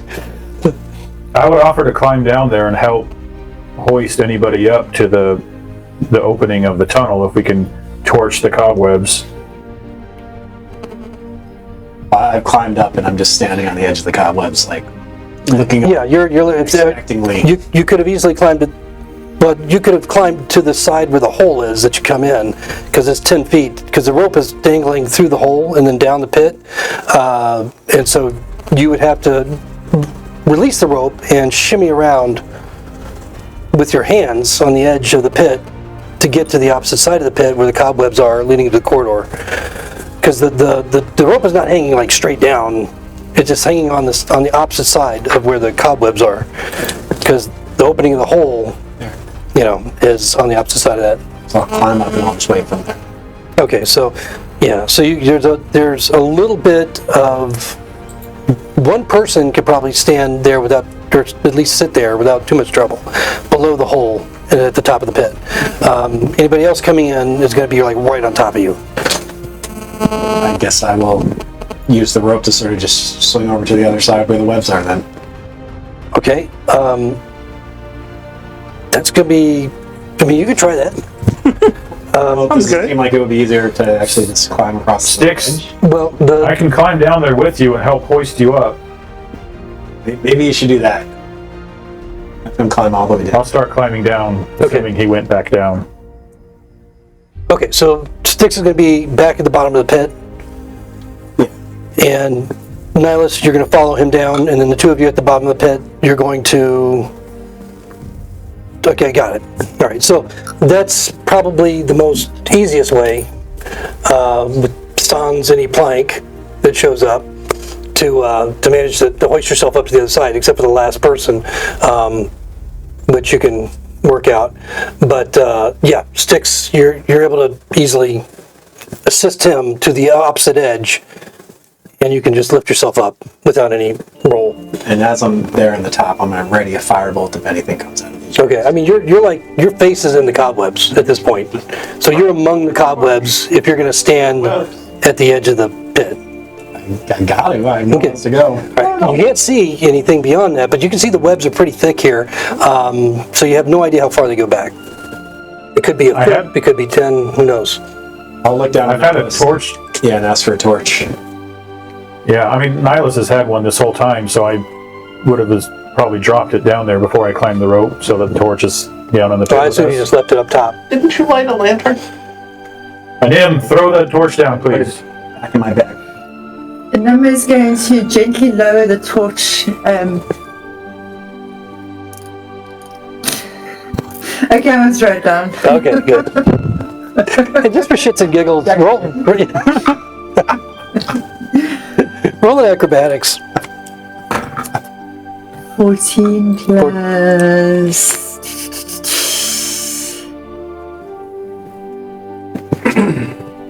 One, 15. Okay. All right, so you do it reasonably competently, and Nyla sees it comes in and is able to avoid getting hit by the torch. What do you do with it? I'll hand it to Styx and tell him to torch the cobwebs. Okay. Start slowly burning them, waiting for them to come down. All right. And I mean slowly until they start. Well, as soon as you start to light up the cobwebs, it's almost just like a chain reaction. As it goes further and further back, the cobwebs lighting and lighting further and further. The smoke from the torch just kind of billowing out from the opening, as it's the only source of air that you're aware of, but that's certainly where the smoke is going, back out the opening. Not creating a tremendous amount of smoke or anything, but a little bit. But you're able to clear out about a 5-foot section of the cobwebs fairly quickly. Hildy, you ready to go down? Yeah, I'm not staying up here with him. No. Nem's going to see if she can help Hildy down. Okay, so you guys are going to basically utilize the same Yep. pattern of, okay. So, Be careful, Lip. and are you going to burn away any further cobwebs at this point? Or are you I'll going wait for the. Okay, so basically you got where you are right now, Styx, is about a 10-foot wide section, and you've burned away about 5 feet of cobwebs. So, so you have a 10 by 5 foot area where people can start to, the rest of your party can start to congregate. That would pretty much accommodate 2 people. So to get the rest of you up there, you would have to burn out some more of that corridor. As they come up. Okay, all right. Okay. And now let's do the last one that's going to come up. Wait, did I go? Yeah, I'll I go mean- down too. I assume you're going down too. In case we all. Yeah. Okay. I smile and say, thanks, buddy, when Nihilus helps me up. Does he help him up? He does. Trying to think of something else. It would be a very reluctant and grudge-filled push to get him. I would just push him hard and quick up. And then considering I'm 7.5 feet tall, I would assume my arms could reach up to 10 and they could pull me up. Yeah, they can help you get up at this point. We won't belabor getting through You weigh. this bit. Not much. Jolo. Hicks is limping. If you do something healy for him, maybe we'll talk to you again. Well, of course I'm going to help Styx. He's my buddy. How badly? There's only a couple. I will cast. I'm fine. Wait till we face bigger problems. They say my problem is that I care too much. Just let me know. I gave him a wink even bigger than the one I gave to Nihilus. I'm just gonna start the webs. Okay. I'm going to cast a pale pink on the outer part of my shield as well, so I can see. Okay, you're going to cast another light spell? Well, it only lasts an hour, so the previous one is gone. Well, no, I mean, you guys haven't been doing this that long, but you can recast it if you want. That's not a problem.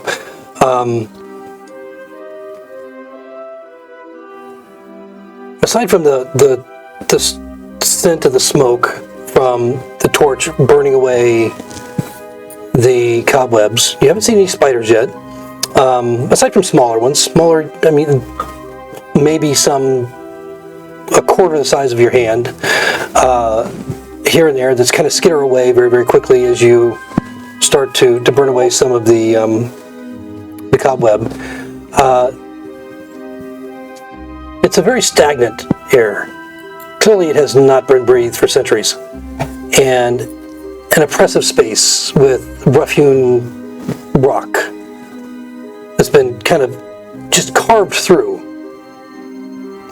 And as you burn away the last bit of cobwebs so that the rest of your party, which would be Nihilus, can have space to move up, you notice that you hear a crack of something under your boots. Looking down, you can see that there are bones, dry and white of age, no hint of flesh upon them any longer, that pop beneath your feet, brittle, cracking easily, as if they'd been there for centuries.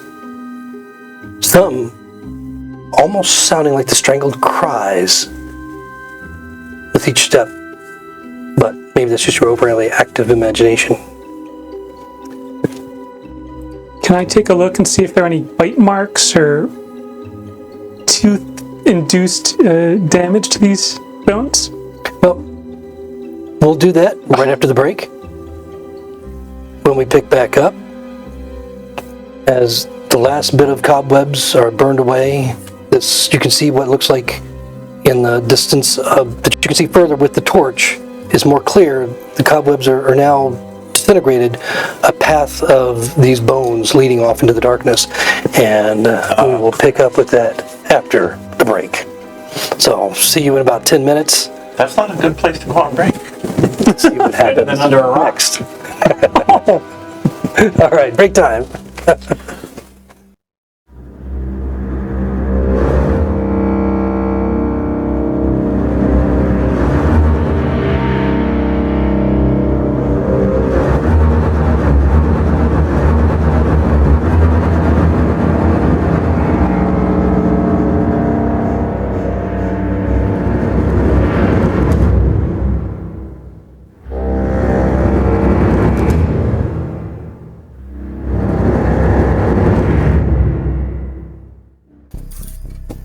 Okay, welcome back. We are coming back from our break, faced with the prospect of a dark corridor leading further underneath the monolith, where Euclid Dormont, the king that never was, is presumably interred. We'll find out. For as the party has managed to get to the other side of the pit that Styx fell in, lowering himself down underneath, inside the hill, clearing away the cobwebs, and gathering together once again, not far ahead, you see that the bone pathway that leads down in the darkness beyond the 20 feet or so of the light that you carry. The bones crunching underneath your feet as you stir and move, prepare to go forward. You hear what sounds like hollow logs and sticks moving together. And then just at the edge of your light, you can see a skeletal figure rising from the bones in the pathway. Oh, hell. It appears to have once been human, but it wears no clothing or armor. Only a small sapphire that seems to be set in the skull, in the skeleton's sternum. And although the creature carries a rusty sword in one hand, it doesn't immediately move to attack. Instead, it speaks in a harsh, otherworldly voice, as if drawn from a distant grave. I am Sir Rife Turnbull, Royal Protector, tasked as the guardian of this tomb. Speak the name of the usurper, and I stand aside. Show you the map. And I'm just going to look back at Elding. Probably that bastard Merlin.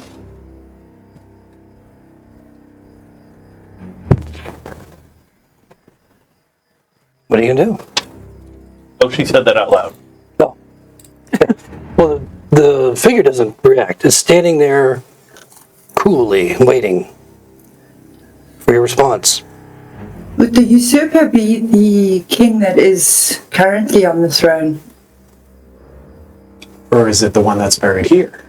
I guess the usurper is the one who took the throne, so yes. Yeah, people usually So call probably it usurper. whoever the other king was that won, was it the Monmonts? But, yeah. I'm just looking back at the rest of the group because my history is not so great. Can we do a history check, Rabbit, just to see if the king that fell on this battlefield, the Dormonts fell, so who that fought on the battlefield, was it the Mormonts? Well, what are you asking me, Kim? I'm asking to see if we know who the king is that won on the battlefield. It was, You have the information. It was Monmouth that won. Yes. So the question is this guard on the side of the Dormonts or the Monmouths? Because if he's on the Dormont side, then the usurper would be the Monmouth, and then vice versa if he's there to keep the Dormont guy in check, so to speak.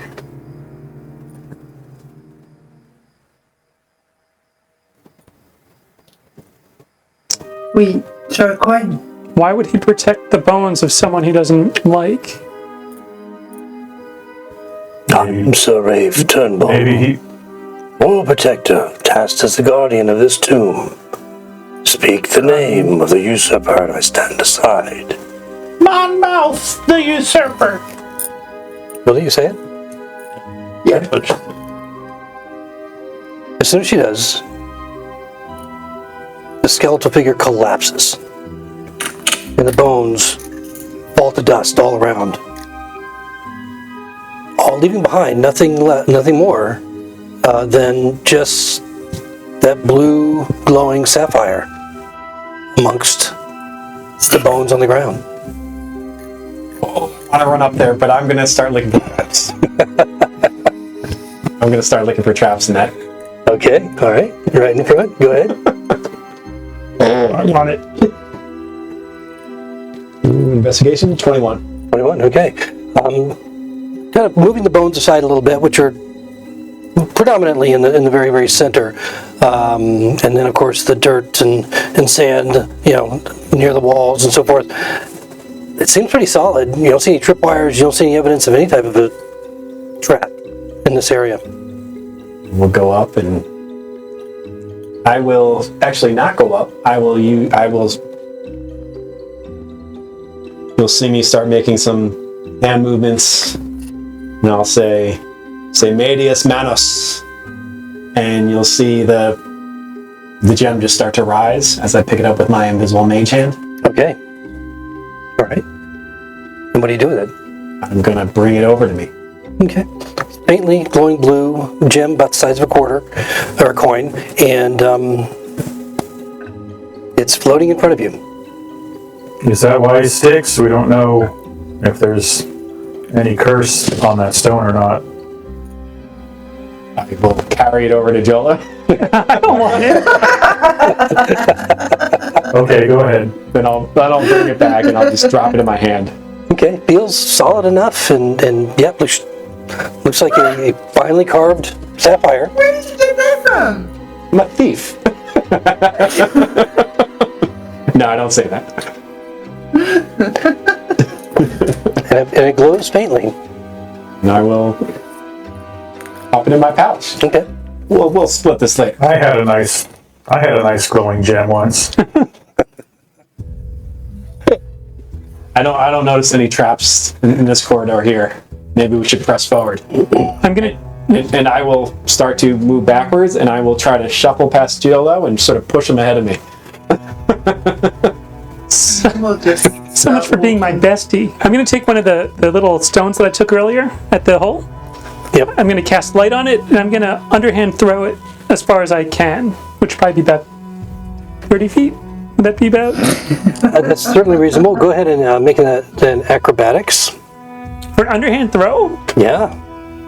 You got to get it to. Are you trying to get it through the the hallway. doorway? Yeah. Because there's like it kind of, the corridor kind of narrows, and it almost looks like a roughly carved doorway beyond, leading into another chamber. Yep. I know I'm gonna get a 1. I know I'm gonna poke my eye out. That's fine. That's a heroic 4. 4. It's an underhand toss. It was a DC 5. That's all it was, just a DC 5. And so, bink, bink, bink, bink, hits the side of the opening of the door, what looks like a doorway. It hits the rock and kind of bounces back another couple of feet. So it's like literally right in the center of that 10-foot area right in front of you. There's the door, guys. Worst cleric ever. Nim's going to move forward with her night vision. Should be able to see enough. Well, the stone would be upsetting your night vision, right? Well, I'll walk up and I'll pick it up and then I'll throw it. Okay, so move up to where you want, you and Nim. Sticks, you're moving up to the edge of the I'll move up opening? where the stone was. Okay, that's about the center. Right there. Yeah. And Nim, then, were you coming? Yeah. Well, then I'll throw it.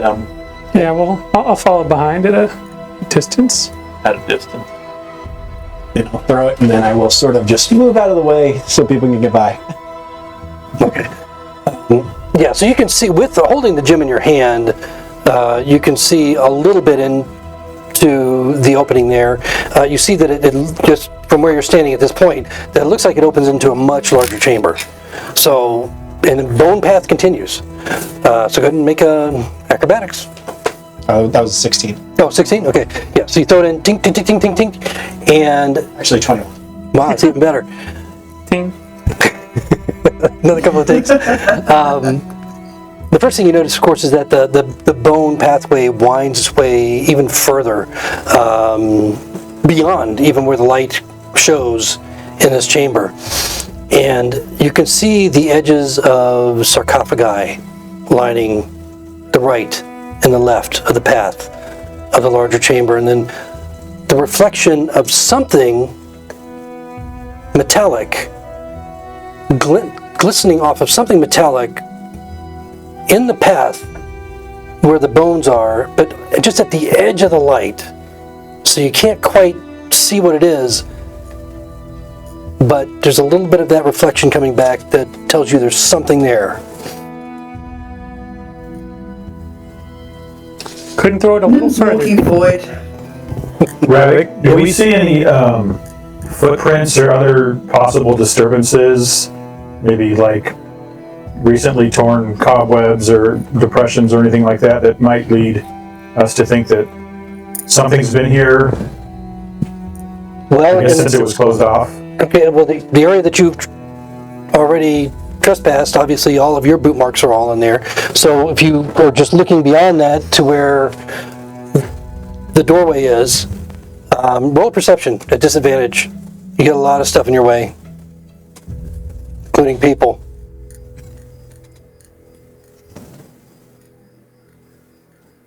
He's all the way at the back. So, what'd you roll? 23. That was the disadvantage? I rolled an 18 and a 17. Wow. Okay, great. If anything walked through the bones, you would expect to see them crushed and broken. You're not seeing that. And in the dirt that's loose just to the side of the bone pathway, you're not seeing any disturbance of that either. So definitely no footprints. And anything that was heavy as a humanoid, would most likely have damaged these bones or moved aside or shifted some of the loose soil. You don't see any of that. See any spiders on the ceiling? Big spiders? You look up, the ceiling is only about, Nihilus's head is just about brushing the top of it. It's only about 8 feet high.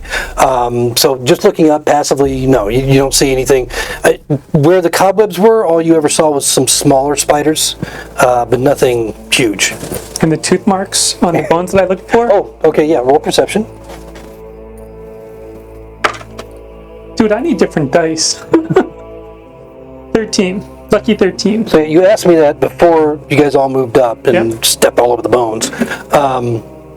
So the ones in front of you at that time that you were looking at, you didn't see any bite marks, but they definitely appeared to have some sort of traumatic injury that just broke them all to pieces. Because they're not, you rarely see anything that's complete, a femur or a rib cage or anything like that. You see parts and pieces everywhere.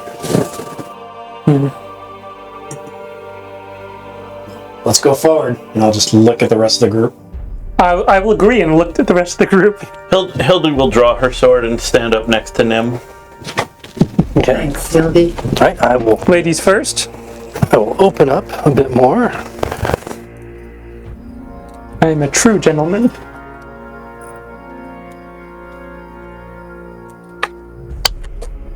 Try not to destroy my map here.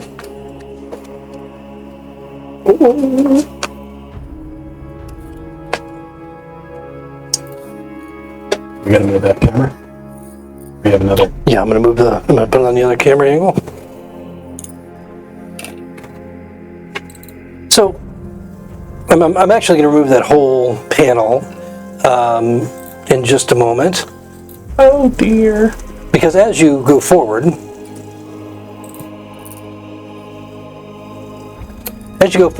into this chamber, you can see more clearly the sarcophagus that are lining each side of the bone pathway. It becomes a little bit more clear to you what it is that is reflecting the light from that rock that you threw down there to almost the middle of the chamber. And it's another skeletal figure.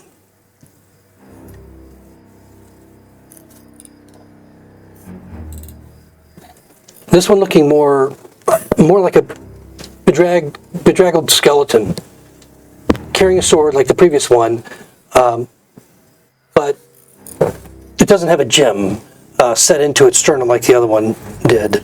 And this one is wearing more of a complete set of rusted and archaic looking armor. And as you come into the corridor, into the chamber, or just as you enter, it speaks in that similar voice that cracks with effort. I am Sir Quarric Dragnux, Knight Protector of the Special Guard. You wish to pass. Name our master. Whom do we serve? Euclid Dormont! As you speak, the lids of all the sarcophagi crack and split. Oops. And you watch as figures rise from them and leap forward to attack. Roll initiative. I don't think those are in. Oh, they don't like salute us for getting all their questions right? Nice. For everybody that's at home, the correct answer was death. Well, We're gonna meet the master.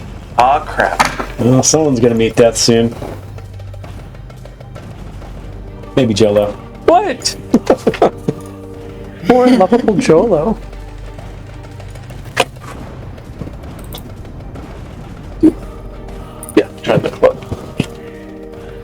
the president of that club.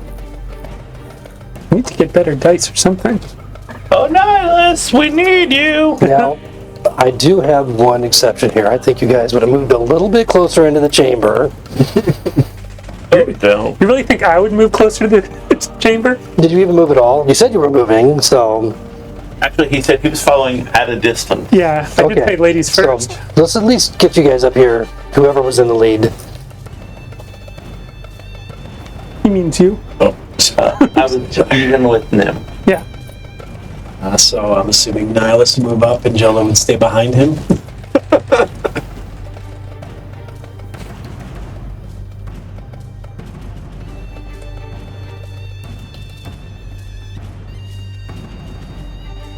Can we get a second try at this question?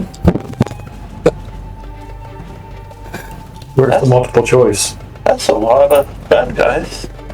A few. I'll pick the one on the right. All right, so... Anybody above a 20? 21. Sorry, 21? 21. Keep doing that. Okay, anybody above 15? 19. Nim, 19. Above a 15. Above a 10. Above a 5. 9. Yeah, I got 19. 9, okay. Okay, so it's going to be 6. And then Hildy. What? Why? Because he has better, higher dex than you do. I'd hope.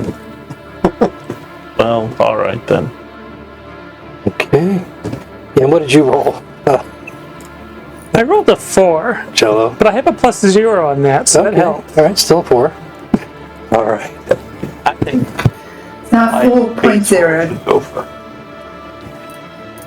All right, so let's see where our welcome committee falls in.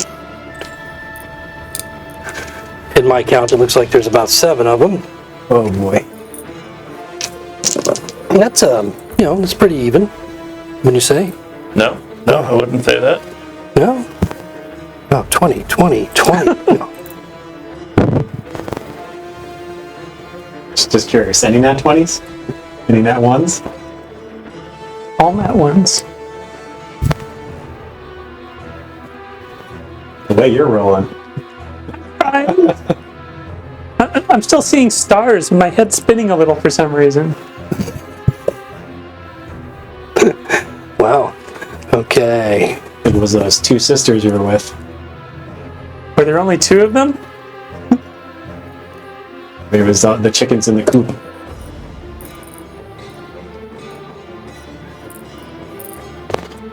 Alrighty.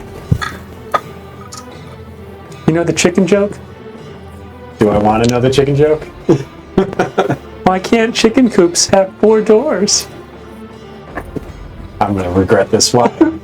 Because then it'd be a chicken sedan. Oh. We're keeping this in for the audience at home. Yeah, can they all just... Hello? Can we just remove that? Can they all just go for Jolo? Come on, this is top shelf humor here. Wow, that huge gap. It's glowing. That No, I'm huge, not. The rock is glowing. the huge gap between Nim and Styx is where almost all of them are going. Oh, Love it. And then one goes after Jolo, and one Wait, goes, what? one goes after goes before Nihilus. So we did have a nat 20 on that.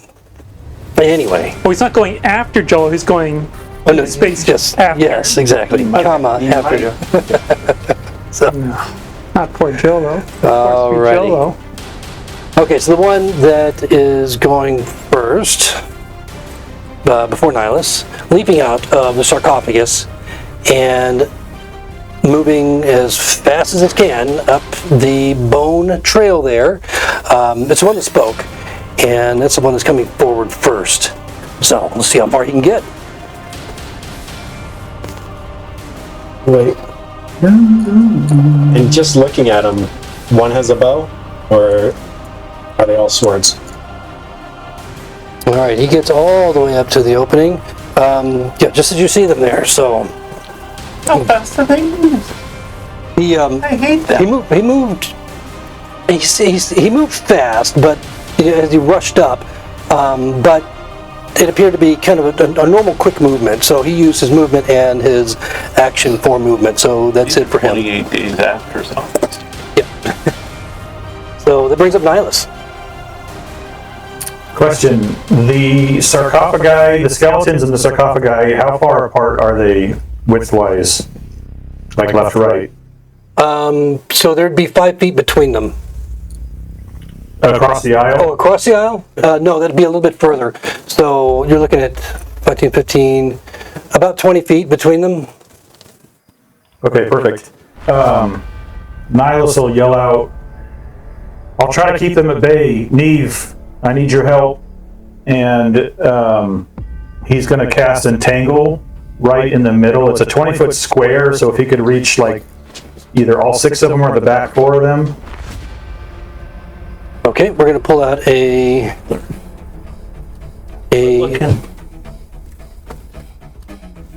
spell enhancement and see. I got a 30-foot cube. Maybe just a ruler? It's a 20-foot cube or 20-foot radius? 20-foot square. Oh, okay, 20-foot square. Got it. So 20 by 20, I'm guessing. Yep. Yeah, this one's only 30 by 30 all we got over here. Well, is that a 20 by 20 also? Or is that the 30 by 30 you just No, that's pulled up? 30 by Okay, all right, so it'd be the interior of that would be 20 by 20. Oh, then you're very smart. That's what I do. I knock shit over.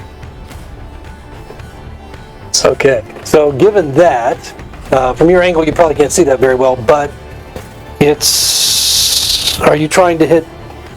You're going to be able to hit As 2 of many them. as many as I can. Yeah, so you're pick 2. Pick whatever This 2. way, and then hit 3? Is that still a square? Unless you angle it just over the 3. Yeah, I guess so, technically. I mean, yeah. Geometry. All right. Stay in school, kids. Last time was physics, and we'll go geometry this time. Is it which side? Does it matter? Nope, doesn't matter. Well, this side has a bow, just saying. So, well, don't look at me. I'm not casting it. Yeah, it's his choice. And the side without the bow. Okay, so this side right here. All right. So you're casting Entangle. Takes 5 points damage. You already Yeah, took so they all need to 4 make things. strength save against 12. Okay.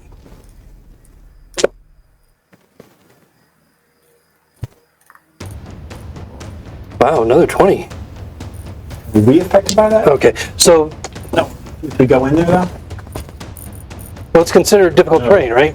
What is it for allies? If they fail, they're restrained by entangling plants, and it is difficult terrain. So the 2 outside, you watch as they're unable to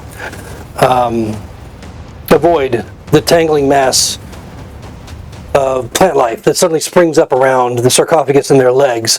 Those 2 are entangled. The one in the center is able to get away from it or avoid it. So do we have a condition tag for that?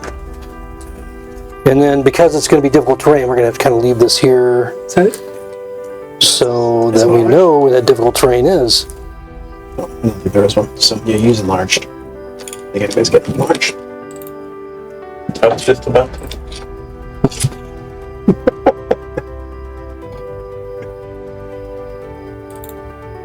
All right, so those 2 at the end.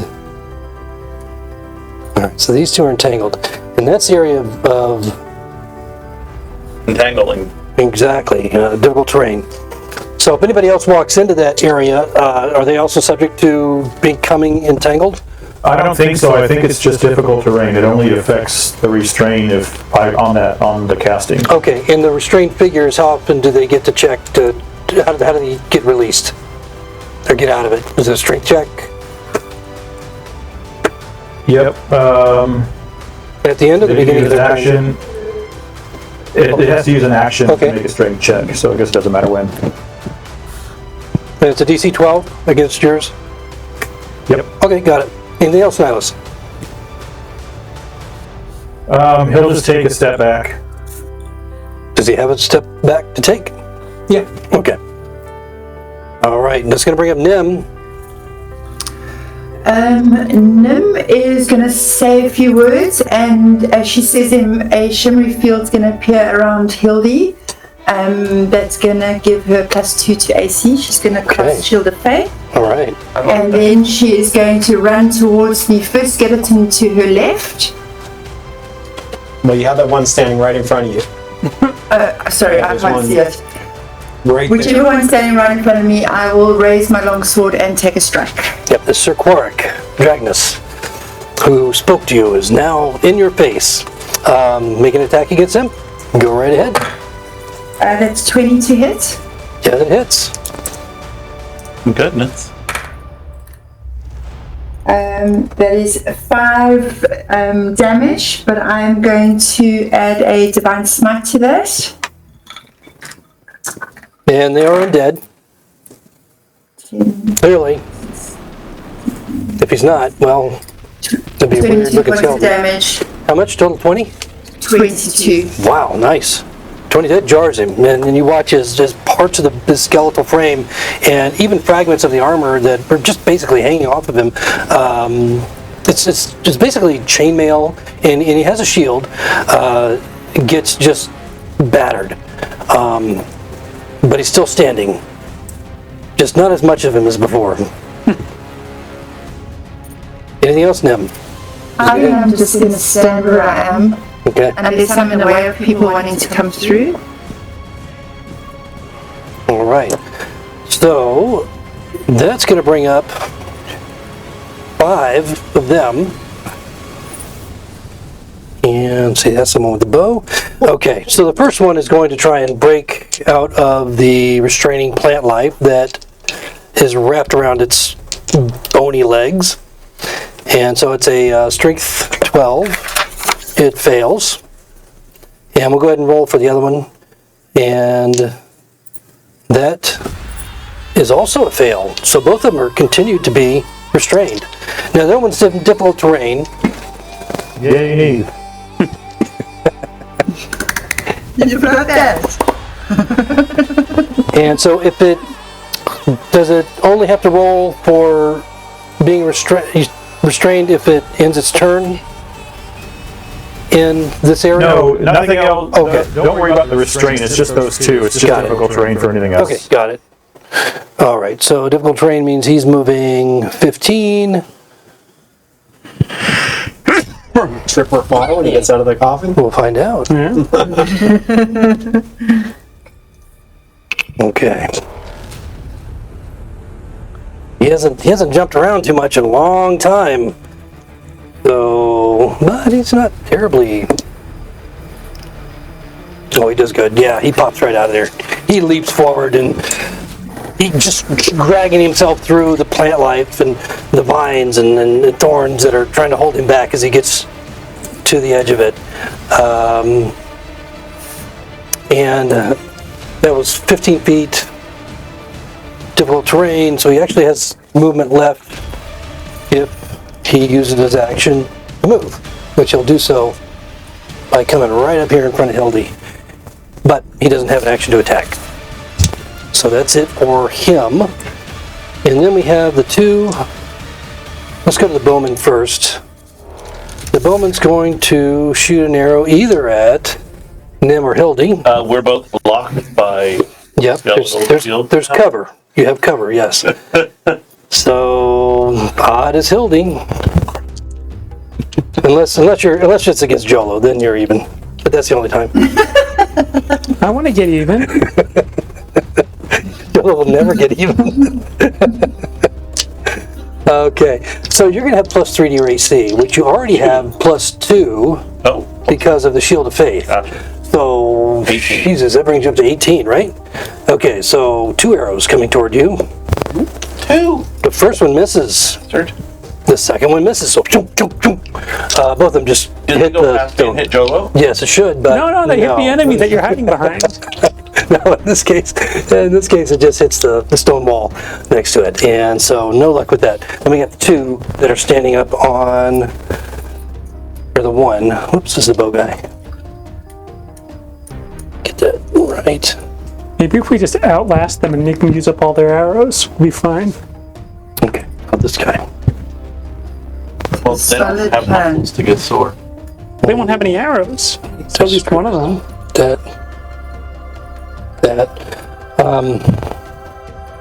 This guy's gonna have to go through, and he will go through 5, 10, 15, 20, 25, 30, and then he'll bring himself up here with the rest of his movement. So that's it. Okay. Okay, so that brings up Styx. Can't squeeze around anybody. So I am going to sort of move just right a little bit so I can shoot between Hildy and Nim a firebolt. Okay. Which one are you attacking? I'm going to attack the big guy. Okay. They're Korak. I'm going to use a luck point. It's only one more. It's a good luck point, not a bad luck point. So that's 11. 11 misses, so no luck. And I will go back to my spot where I was. Okay. Okay, and Hildy, you're up with Jolo on deck. Hildy is going to encourage her friends. Hey, come on, pointy ears, we got this! So, Nim and Nihilus and Hildy both have a buff for 1 minute. You have an extra D4 on attacks and saves. Okay. All right. Was Nim and who? Nim and Nihilus.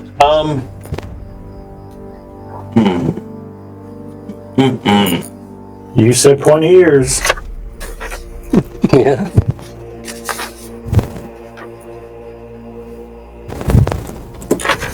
Hildy is a little brave since you guys just came up and tried to hit her and missed.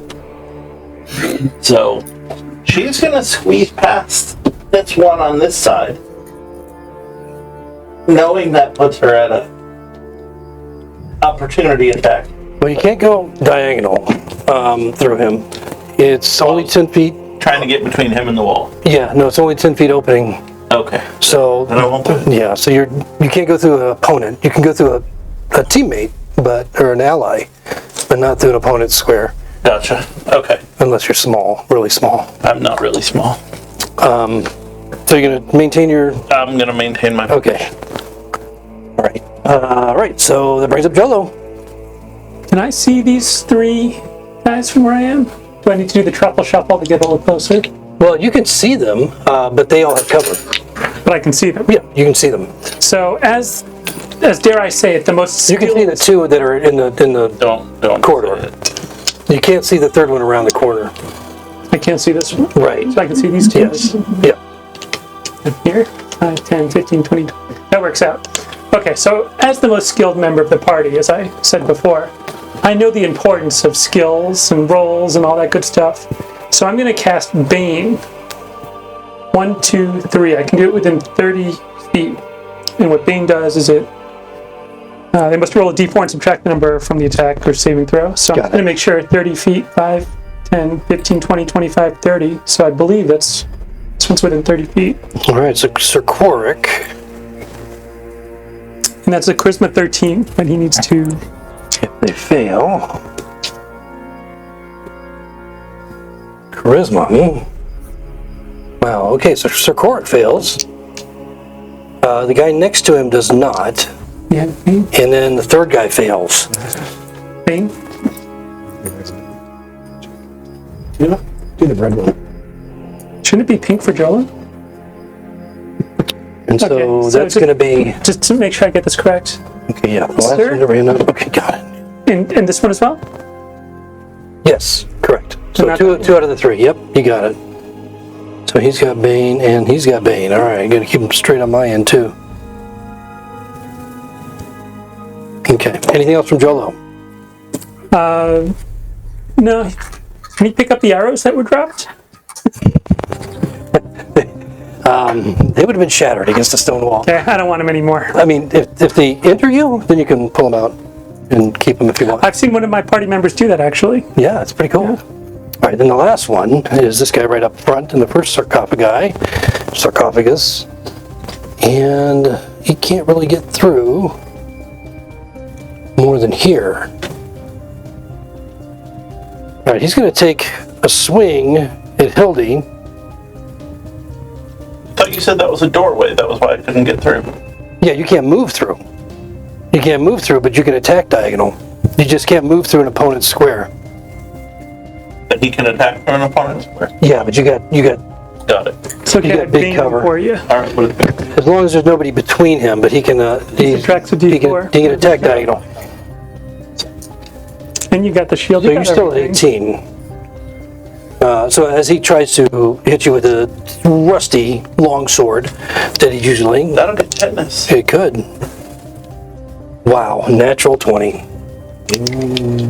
Natural 20 tonight. You guys could be in trouble. I Minus know a we're pretty good D4? already. And a total of 5. Nope. 9 points of damage. Nihilus, is that concentration your entangle or no? My entangle is concentration, yes. But I was curious if with the Bane, would that nat 20 still be a hit? Oh shit! Yes. Well, nat 20. No, I got to take 4 off of that, or up to 4 off of that. So you're right. Even with a nat 20, you still got to take. I take 3 off. So you're right. So you don't take the 10 points of damage or 9 points of damage. All right. That Bane turns it into a miss. 17. And after this one that Hildy didn't get hit by, I think we might want to rework that. I think natural 20s should hit, realistically. Normally, After this. But I mean, seriously, a nat 20 is like, woohoo! I think a nat 20 should hit. What is it like? I'll think about that. And make a judgment call on that later. Because nat 1s technically always miss. And I think I've always done nat 20s to always hit as well. But I would agree. all right, take the 9 points. Fuck you. Okay. Done. You talked me into it. I play fair. What is your intelligence level on the character? Mike's intelligence level. You're right. I don't know why I'm nerfing myself already. Jeez. Okay, well, that's it. We're at the top of the round again. And Sir Quarrick is right there in Nim's face. And he has Bane. So I cannot forget that. Unless he rolled a nat 20. But in this case, he rolls a... What does he roll? Come on. Can't be high. No, it Such can't a be. ridiculous name. I know. 21. Yeah, 21 hits. 21 hits? Okay. Yeah. All right, so also carrying a rusty longsword and doing a total of 7 points of slashing damage as he connects. Finding a chink in that breastplate that you're wearing. And he's going to stand his ground. He's not going to move any further, do anything. So he's sitting right where he is. Nihilus, you're up.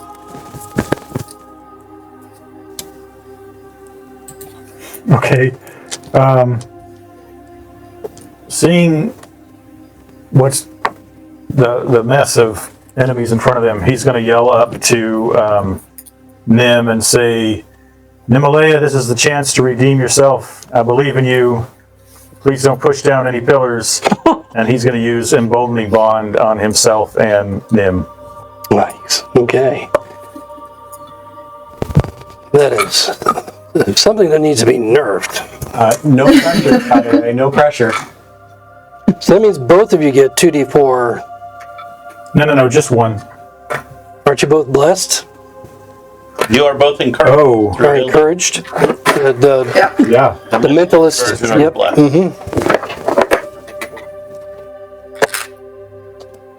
I was very naive allowing this subclass.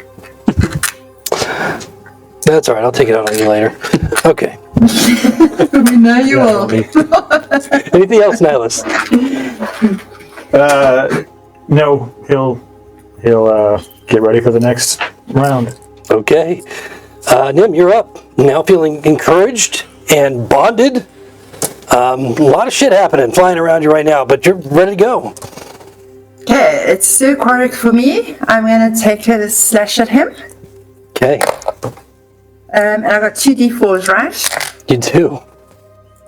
That is 21. Yes, you hit. Okay. Oh, that look on Riley's face of just utter dejection. I love it. Yeah. Yeah, we'll see how. And I'm going to pump a divine smite into the... I don't know if I need to. I'm not going to pump a divine smite, just 8 points of damage. 8? Okay. All right, you don't rattle him quite as well as you did before, but he's still standing. And Can I do divine smite after that? You already said too late. You should have done it, but you didn't, so Damn it's it. another day. All right, lives to fight another day. All right. All right, is that it from them? Yes. Okay, so now, all right, let's handle the guys that are restrained real quick. Once again, that are trying to get out of the DC 12 restraint. Okay, one does, the other one doesn't. The one forward does, so he's no longer restrained. This one right here? Yep. Okay. This guy, Bane. All right, so let's go ahead and handle them. He's going to move through the difficult terrain to get up and continue to mass.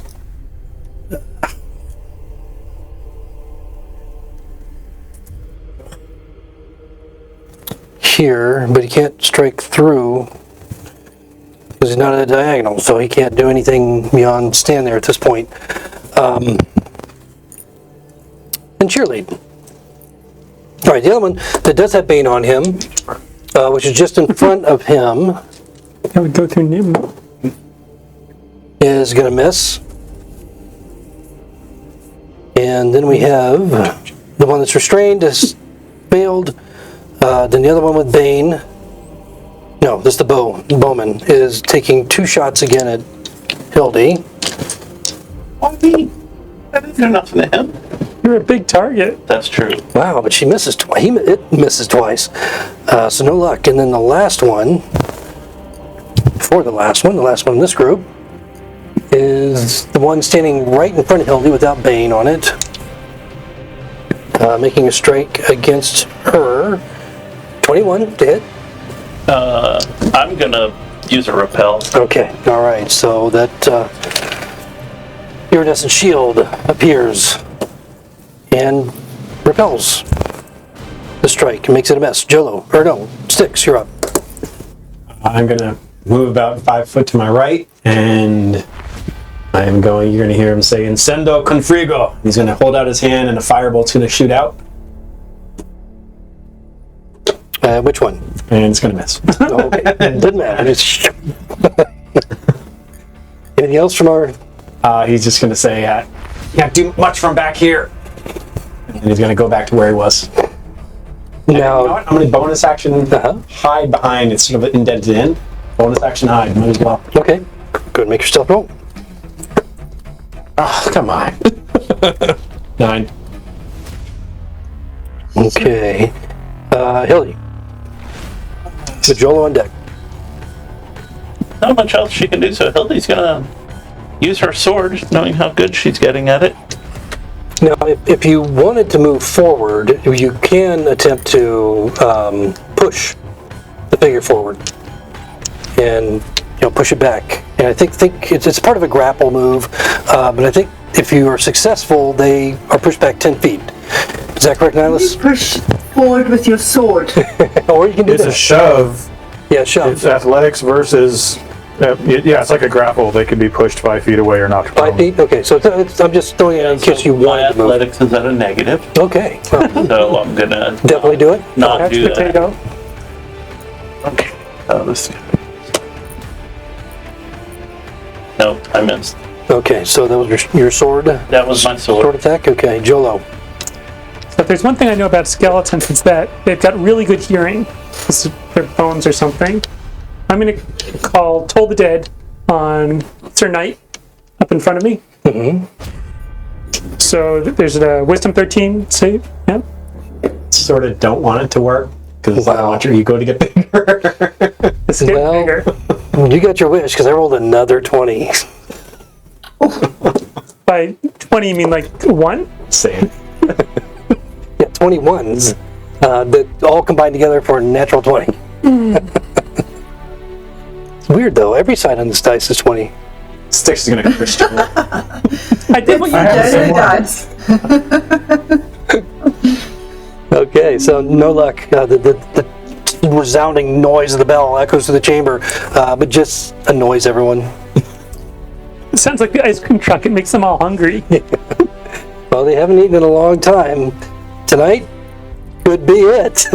Buffet, that's what they see you guys as. It's a very wise skill. Buffet, Atlantean, human, Sylvan, great buffet. Is that it, Jolo?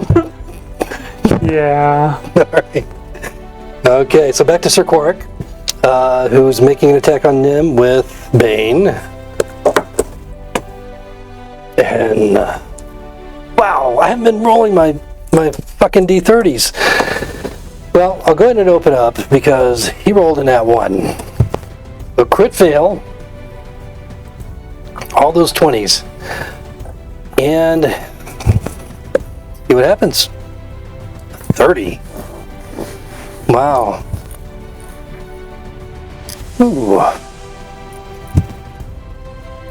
Sir Korik, if it's possible, you see his bony cheeks redden.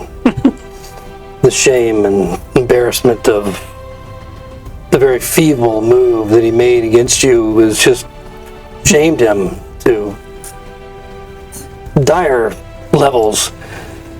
And he will have disadvantage on his next attack or ability check until his next turn. Even Sir Quark can be shamed. Quark. Yep, that was Sir Quark.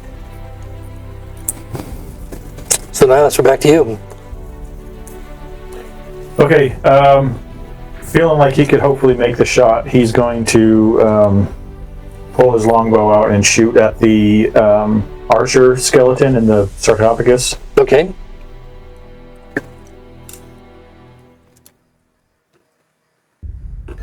Cool. 27. That's a hit.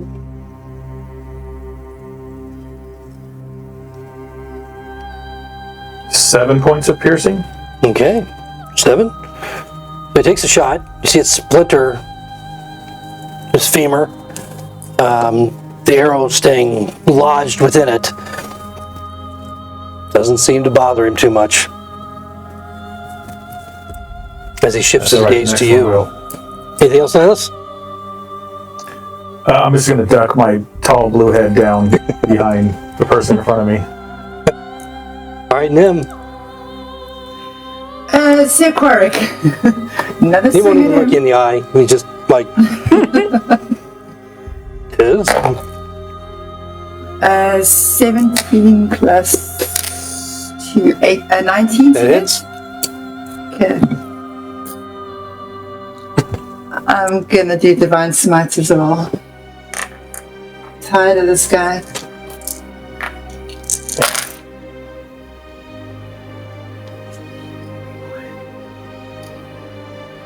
$24 points of damage. 24. So, as he looks at you, or just kind of out of the corner of his eye, knowing how this great knight had shamed himself so badly by his terrible strike in the last round, attempt to strike you anyway, you reach forward with your longsword Correct. and just stick it through his eye socket. And he watches his skull just explodes as the blade rushes through it, and he just crumbles to the ground. The clang clang of his chain armor, his sword, rusty sword falling over, and his shield to the other side. And he just becomes a mass of bones. But you can still feel the shame exuding from his corpse. Oh, I'm definitely casting Radiant Smite now. There were no kind of gems or anything on this guy, hey? No, Because he was without. I'm going to move to the skeleton that's in front of Hildy. Okay. and kind Did you want of to free move up some forward? space. Did you want to move forward? Because you're Now to your I'm actually not sure where I am, to be honest. okay. Well, let's show her. Yeah, switch them out. No, just pointer. Well, it's hard to Step into his space, right? So to your diagonal left is There you go. the bad guy. So, okay, But if so you if I move- step into his space, is that going to work for If everybody? you move straight forward, then you have 3 guys on you. That's fine. I'll move straight forward. Ooh, badass. Go Nim. Nim. Nim. Hey, she just took on a whole monolith. What's a few skeletons? That's true. Yeah. Yeah. Okay. So Nim is going to bring up. After Nim, it's going to bring up Sir Quark is dead, and we're gone back to wherever he gun did go to. Trying to keep all these guys straight. The one to the left without Bane, and then the one with Bane. Both of those are on Nim. So the one without Bane rolls a 22. Hits. Okay. And does a total of 6 points of slashing damage. And then the one with Bane, not even close, just swing and a miss. And then we have the one that's still restrained. Is going to attempt to get out and does not. The one with the bow, 2 more shots at Hildy. Holy shit, man! 2 more arrows into the wall. Ching, ching. A 4 and a 2. And then that's the guy with the bow. Then we have the other one that's diagonal to Hildy that you have cover, making a strike. He doesn't have Bane. Yes, he does. Makes that a fucking 0. So no luck for that. So Hildy, you are up. They're just like, I mean, there's a lot of stuff flying around you, and you're not getting hit. Okay. Hildy is very sad. All her friends are getting hurt around her, although this is going on. So I'm gonna cast Renewal, which is a mentalist thing. 2d8. Everybody gets 13 hit points. Wow. Oh. Even me? Even you. Nice. Are those like temporary or just healing? No, healing. Sir Quark stands back up. Awesome. No. No! Not him. I said everybody. Yeah. Oops. My bad. Another chance. Okay, no luck. Anything else, Hildy?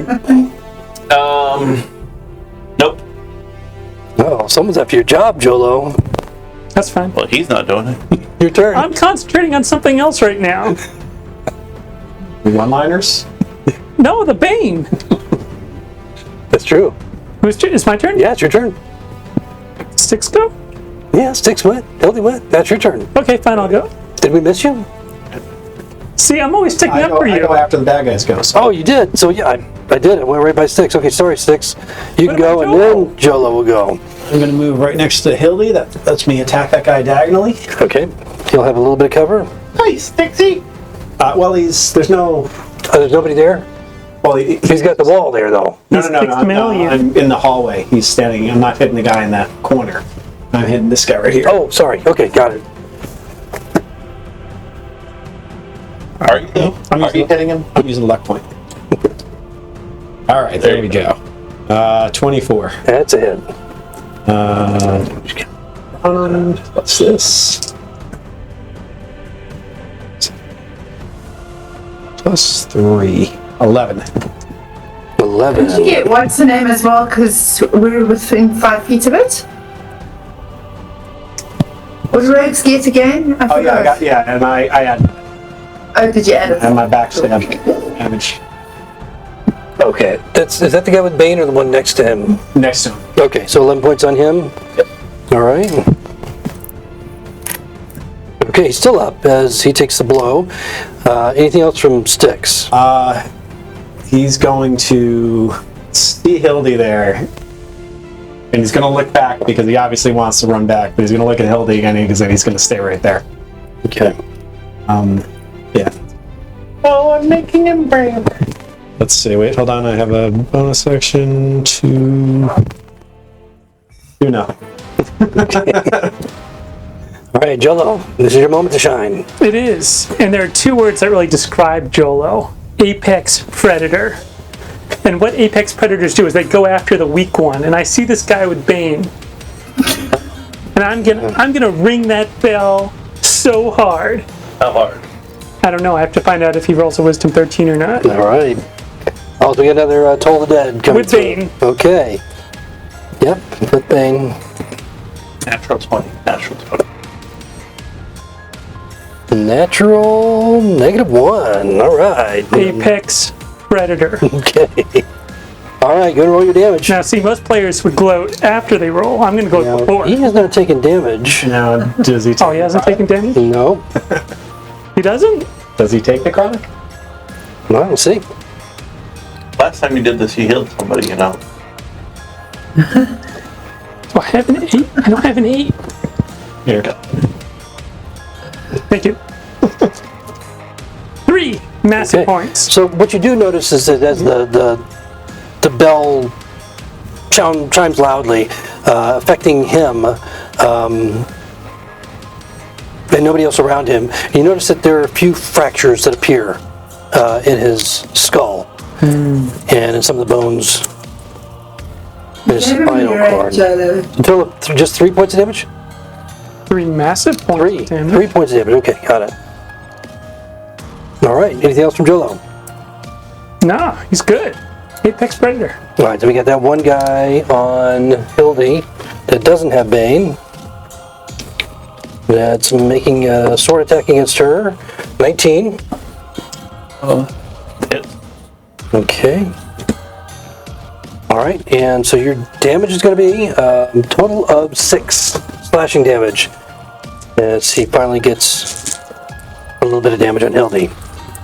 And top of the round, Sir Korik is gone, so Nihilus, you are it. Now you can shoot right over Alright. Styx's head. Gonna pull out another arrow from his quiver, take a shot at the bowman. Okay. Well, You know, the bowman hasn't hit any of us yet. and I didn't hit it because I got a nat 1. You get a natural one? No, roll you 30. I had 2d4 to that, but it was still a nat 1. So that's Hildy, Jolo, and Styx in the way of his arrow, right? 27. Over there.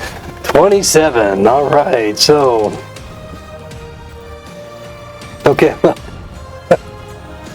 I don't know. But, apparently, Nihilus ate something that didn't agree with him.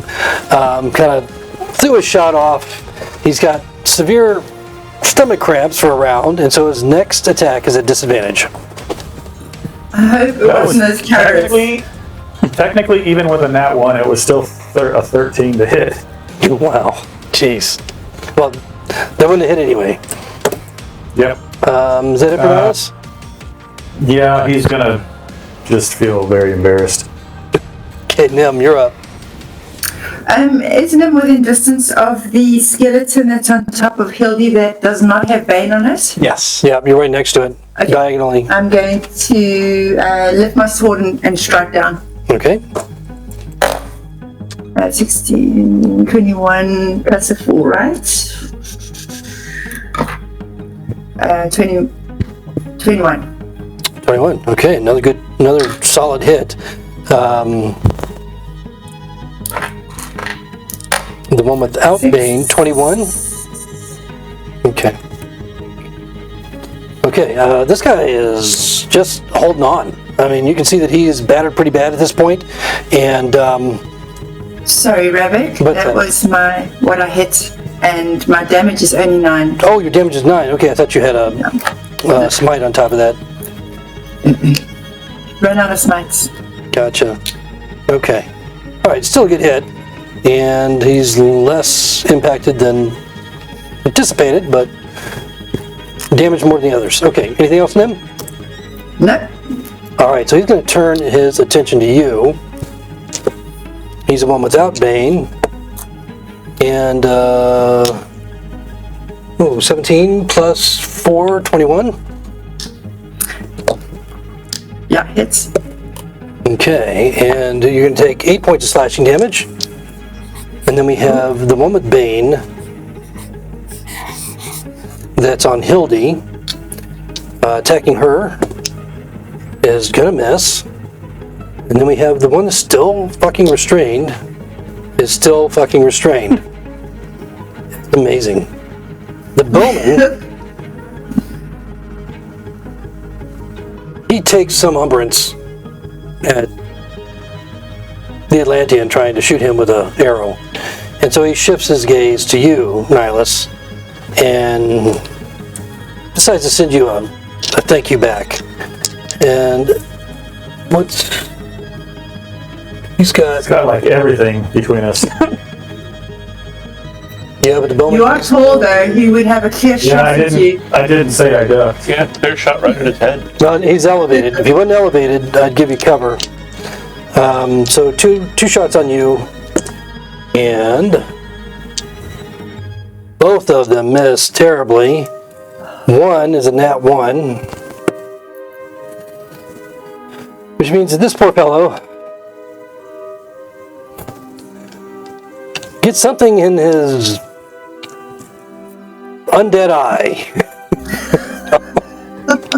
Something obscures his vision, and so he'll be attacking at disadvantage next time. Okay, make a note of that. And then we got one other. I think we got the guy that is in front of, on the other side of Nem, correct? Also does not have Bane, and misses. Okay, Jolo. Or, sorry, Styx. So Styx just came to a realization, because Jolo used this last time. He's going to go, damn it, cleric! Don't you have some spell that works against a bunch of undead?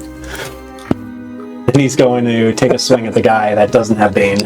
Right in front of Hildy. The one that that Nem's been swinging at? Yeah. Okay.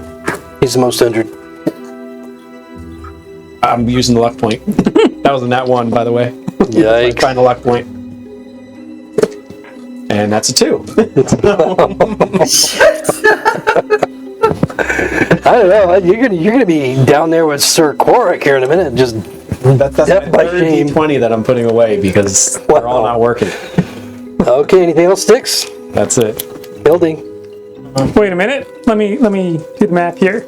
6. Doesn't Jolo? No. Nope. No, I skipped him last time. Remember? So it's Hildy's after Styx technically, and then you're the last in line. So I'm going to swing at the one with Bane, I guess. Okay. Because there's everybody else beating up the other one. That would... Including my mods, it's still going to be an 8. Yeah.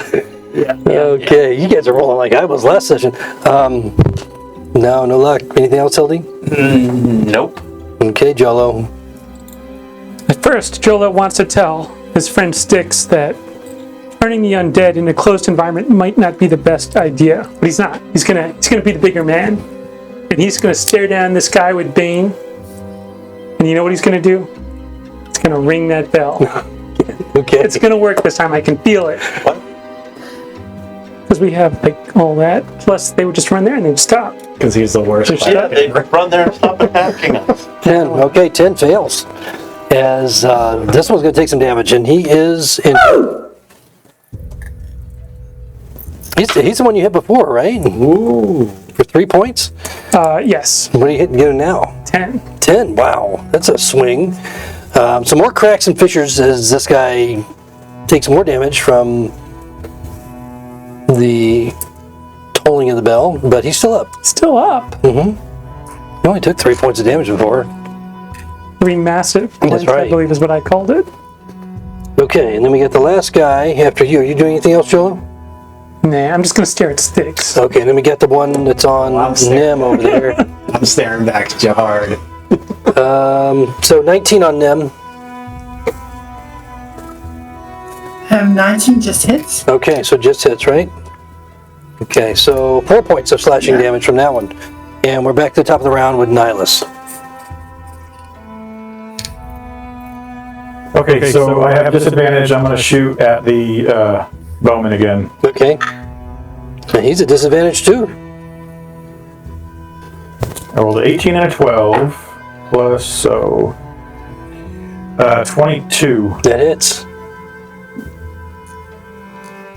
Even with your upset stomach. 11 points of piercing. Okay. So another shot against him. Hitting more center mass this time, but he's still up. As he's shaken by the shot. It was a good shot. Anything else from Nihilus? He will duck down a little bit.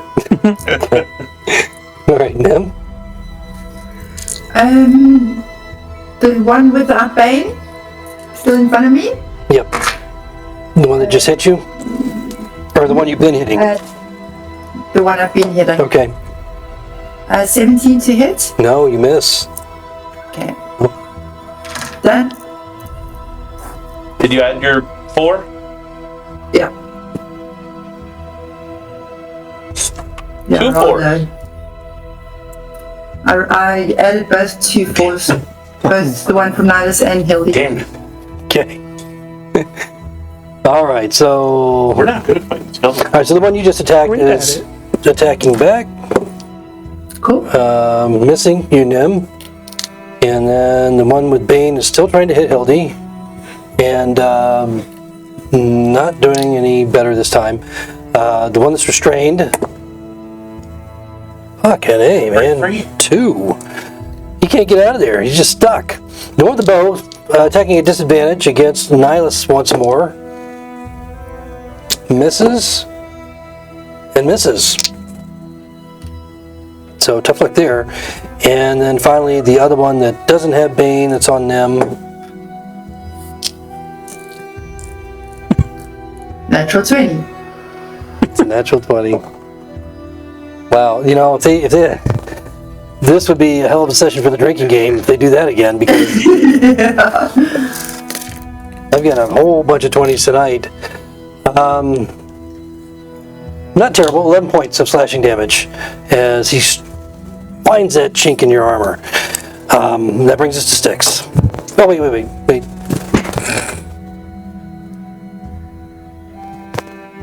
No, they can't move anywhere. All right, it's fine. Styx, you're up. Styx is going to shout out to the group. We might be more effective if we're all attacking the same enemy at once. And he's going to attack the one without Bane in front of Hildy again. Okay.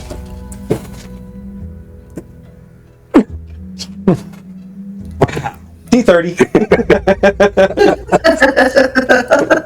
Oh my god. 9.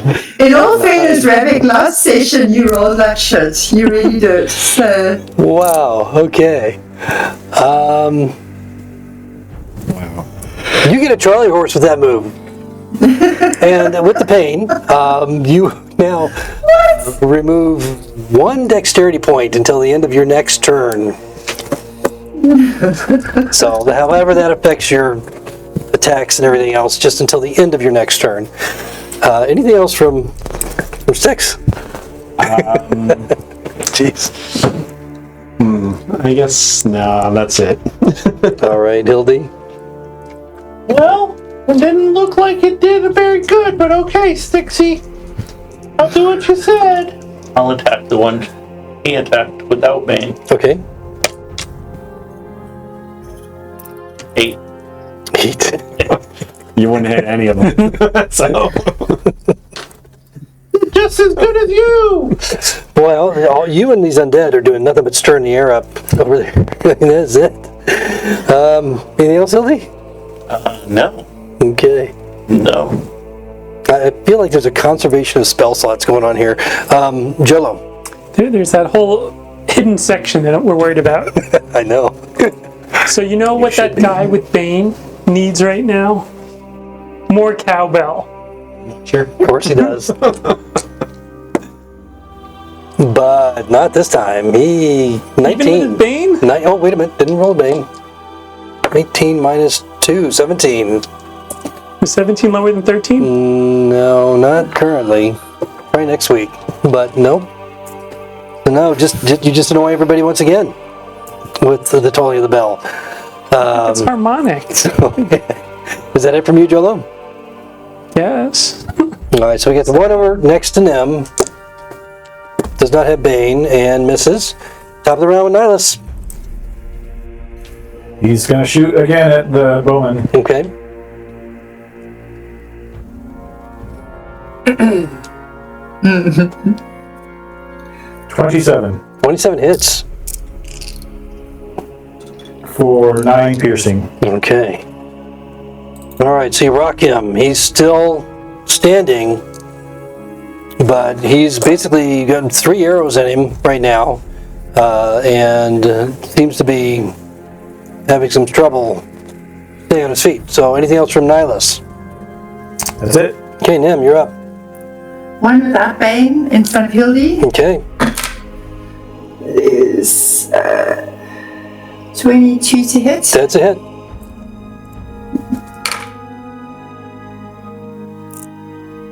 And 9 points of damage. 9 points. All right. Okay, so working that one. He's still up, but I mean, he's a lot of his skeletal mass is no longer there as you've been chipping away at him. Anything else, Nim? That's it. Okay. All right, so the one you just attacked is attacking you back. He doesn't have Bane, so he rolls shitty. He misses. The one with Bane attacks Hildy. That was so close to a nat 20, but misses. The one that's restrained. Come on, restrained guy. Whose side are you on? Well, I mean, he's been stuck there the whole time. He finally rolled a 17, and so that's at the end of his turn, right? No, it's his action, so he can still Oh, it's an move. action. That's right. So he can use some of his movement. He's just in difficult terrain like he's Yeah. Wow. He's got a lot of difficult terrain to move through. So 5, 10, 15, and he's still in it, but he's there. All right. So that's it for him. But he's a happy skeletal creature now. And then we have the one.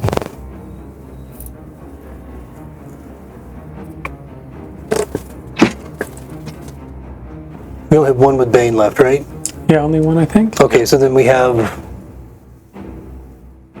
the one on Hildy, which is the one that Nim's been attacking. So I got 2 more. I got 1 more right now on Nim. Misses. Okay, so sticks. Hearing this. Come on, Sticks. 2. So, Oh my god. yeah, I miss. Wow. That Charlie horse is really. Wow. Well, I mean that's gone now anyway, so no excuse. Hildy. So Hildy hasn't been using her disciplines against these guys because when she tried to use it against the ghost, it didn't work. So she just assumes undead don't have brains.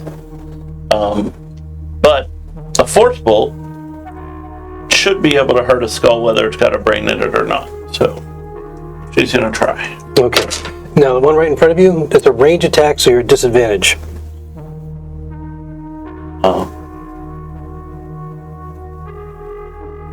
Okay. Are you attacking the one with Bane or without Bane? Well, I probably would have been attacking the one with Bane because it was attacking me. Okay.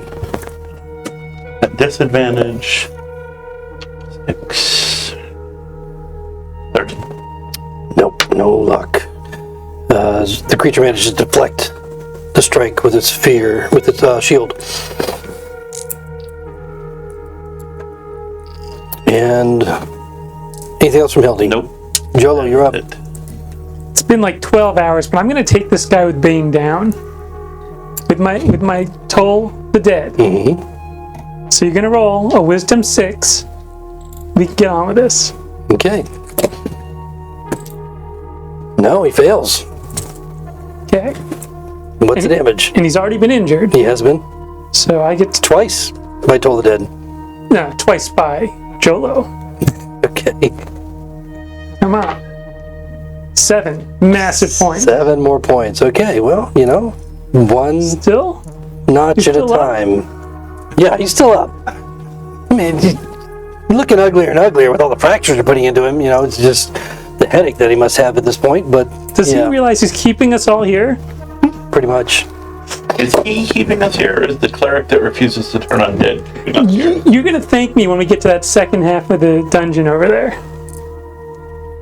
And Maybe. the last one is going, make an attack against them and misses. Okay, Nihilus, you're up. Rinse and repeat, same thing. This dice is good to me. There's a gate.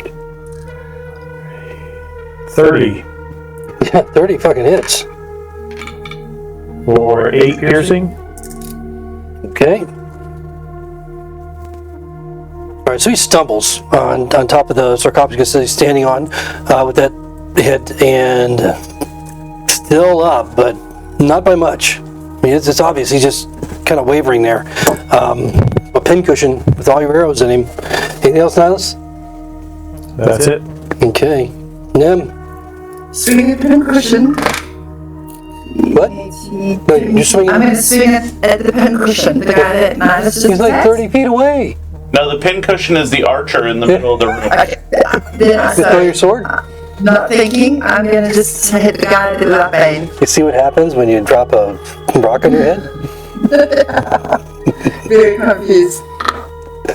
22 to hit. Oh yeah. I feel like that rock incident should have knocked her intelligence score down a little bit too. You're probably right. 7 points of damage. Wow. I mean, this guy couldn't be any closer to undead death. Undeath. He just stands there, just, you know,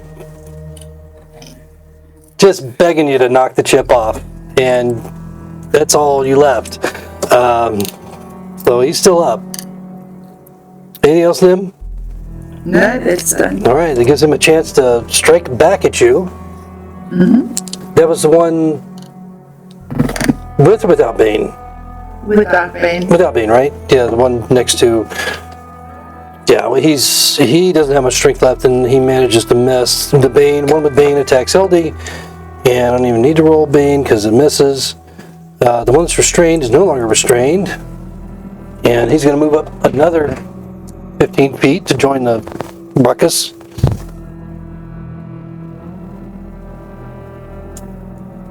Just outside There's of it. still 4 in the field, right? What's Or is there that? more? There's still 4 skeletons on the field. No, there's a lot more than 4. There are 6. So the one that was shooting the arrows is out of arrows. And he hops down and begins coming forward. Does he still And just have then a the bow? field is above us. This is the tomb. He's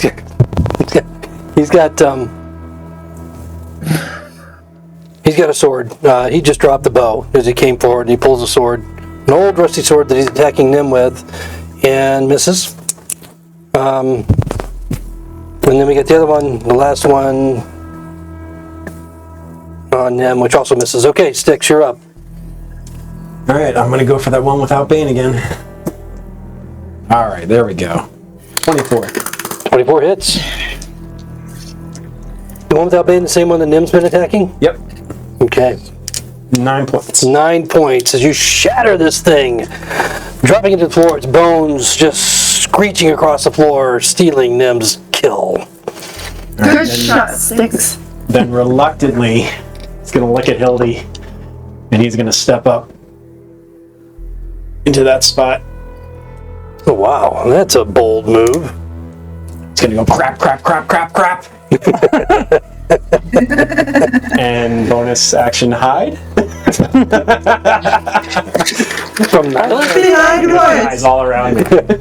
You can hide from Nihilus. Okay. He's like waist deep in skeleton, right? Yeah, no kidding. Hildy, literally standing in it. Okay, so first, can Hildy take a free action and kiss Styx on the top of his head? Yes, I will allow that. No time. Well, there's always time for love. Yeah. His Jello knows well. Okay. I'm gonna not attack the one that Six just got in front of me because I don't want to accidentally hit him. So I'm gonna try forceful that the one out the middle with the sword. Okay, he's more than 5 feet away, right? Yeah. Okay, go ahead and make your attack. Dirty 20. Okay, it's a hit. That's the one that just came, that was restrained, right? Earlier? That just got released? Yeah. Okay, so he has not been hit yet. Go ahead and roll your damage. Okay, I will.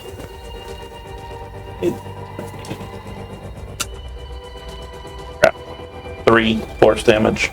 Okay, alright. So, is it fire? No, it is force. No, sorry. Yes, you just said force. Okay, 3. So, okay, so he takes a damage and crack a couple of I mean, bones. yes. Yes, it's Yes. fiery force. Yes, fiery force, duh. Okay. Alright, so that's it for Hildy. Jolo? He's a great baseball player. He's going to point straight to where he's going to hit that skeleton. The one with Bane on it. Okay. He's going to roll the dead. Yeah, I read it.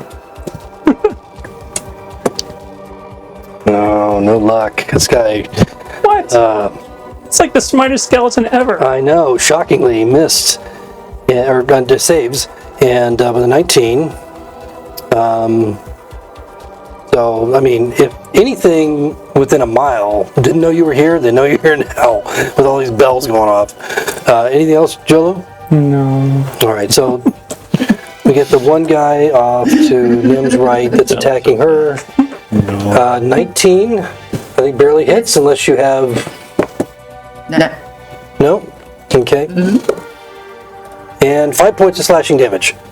So, 5 points of slashing damage on Nim, and it's starting to get pretty late, so we're in the middle of this combat. We're going to go ahead and stop at the top of the round with Nihilus beginning in our next session. Hopefully, the party will put these things to bed, or they will, and finally have their Dinner?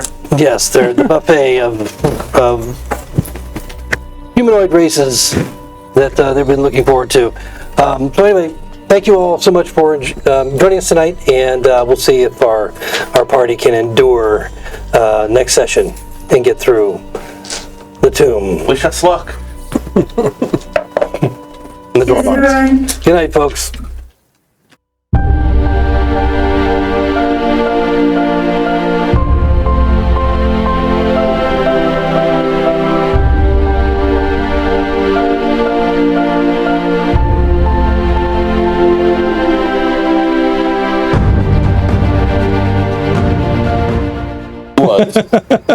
That's why I chose not. The only reason I did not wear a kilt is because I thought you were going to wear the kilt.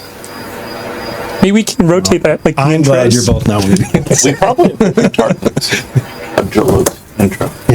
Maybe not. Yeah, I remember my famous last words last time. Okay. This is like Pulitzer material. I'm just going to let you know. Okay, welcome everybody to session number 6. Thank you, Jolo, for that incredibly insightful intro. And as we get started here this evening, Look, she's dead. We have to keep her from She dead. rotting so we can bring her back. Can't you just like chop off her head and resurrect her or something? No, I can't feel it at all. Isn't that I'm a pretty thing? hot under this. Suna is yes. taking her vengeance Bouncing for out. attacking her servant on this planet.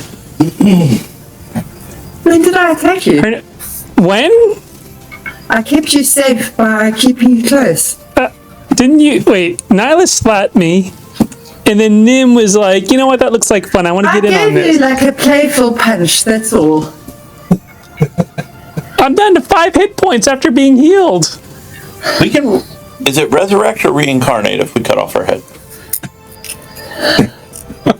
Well, do we need the body?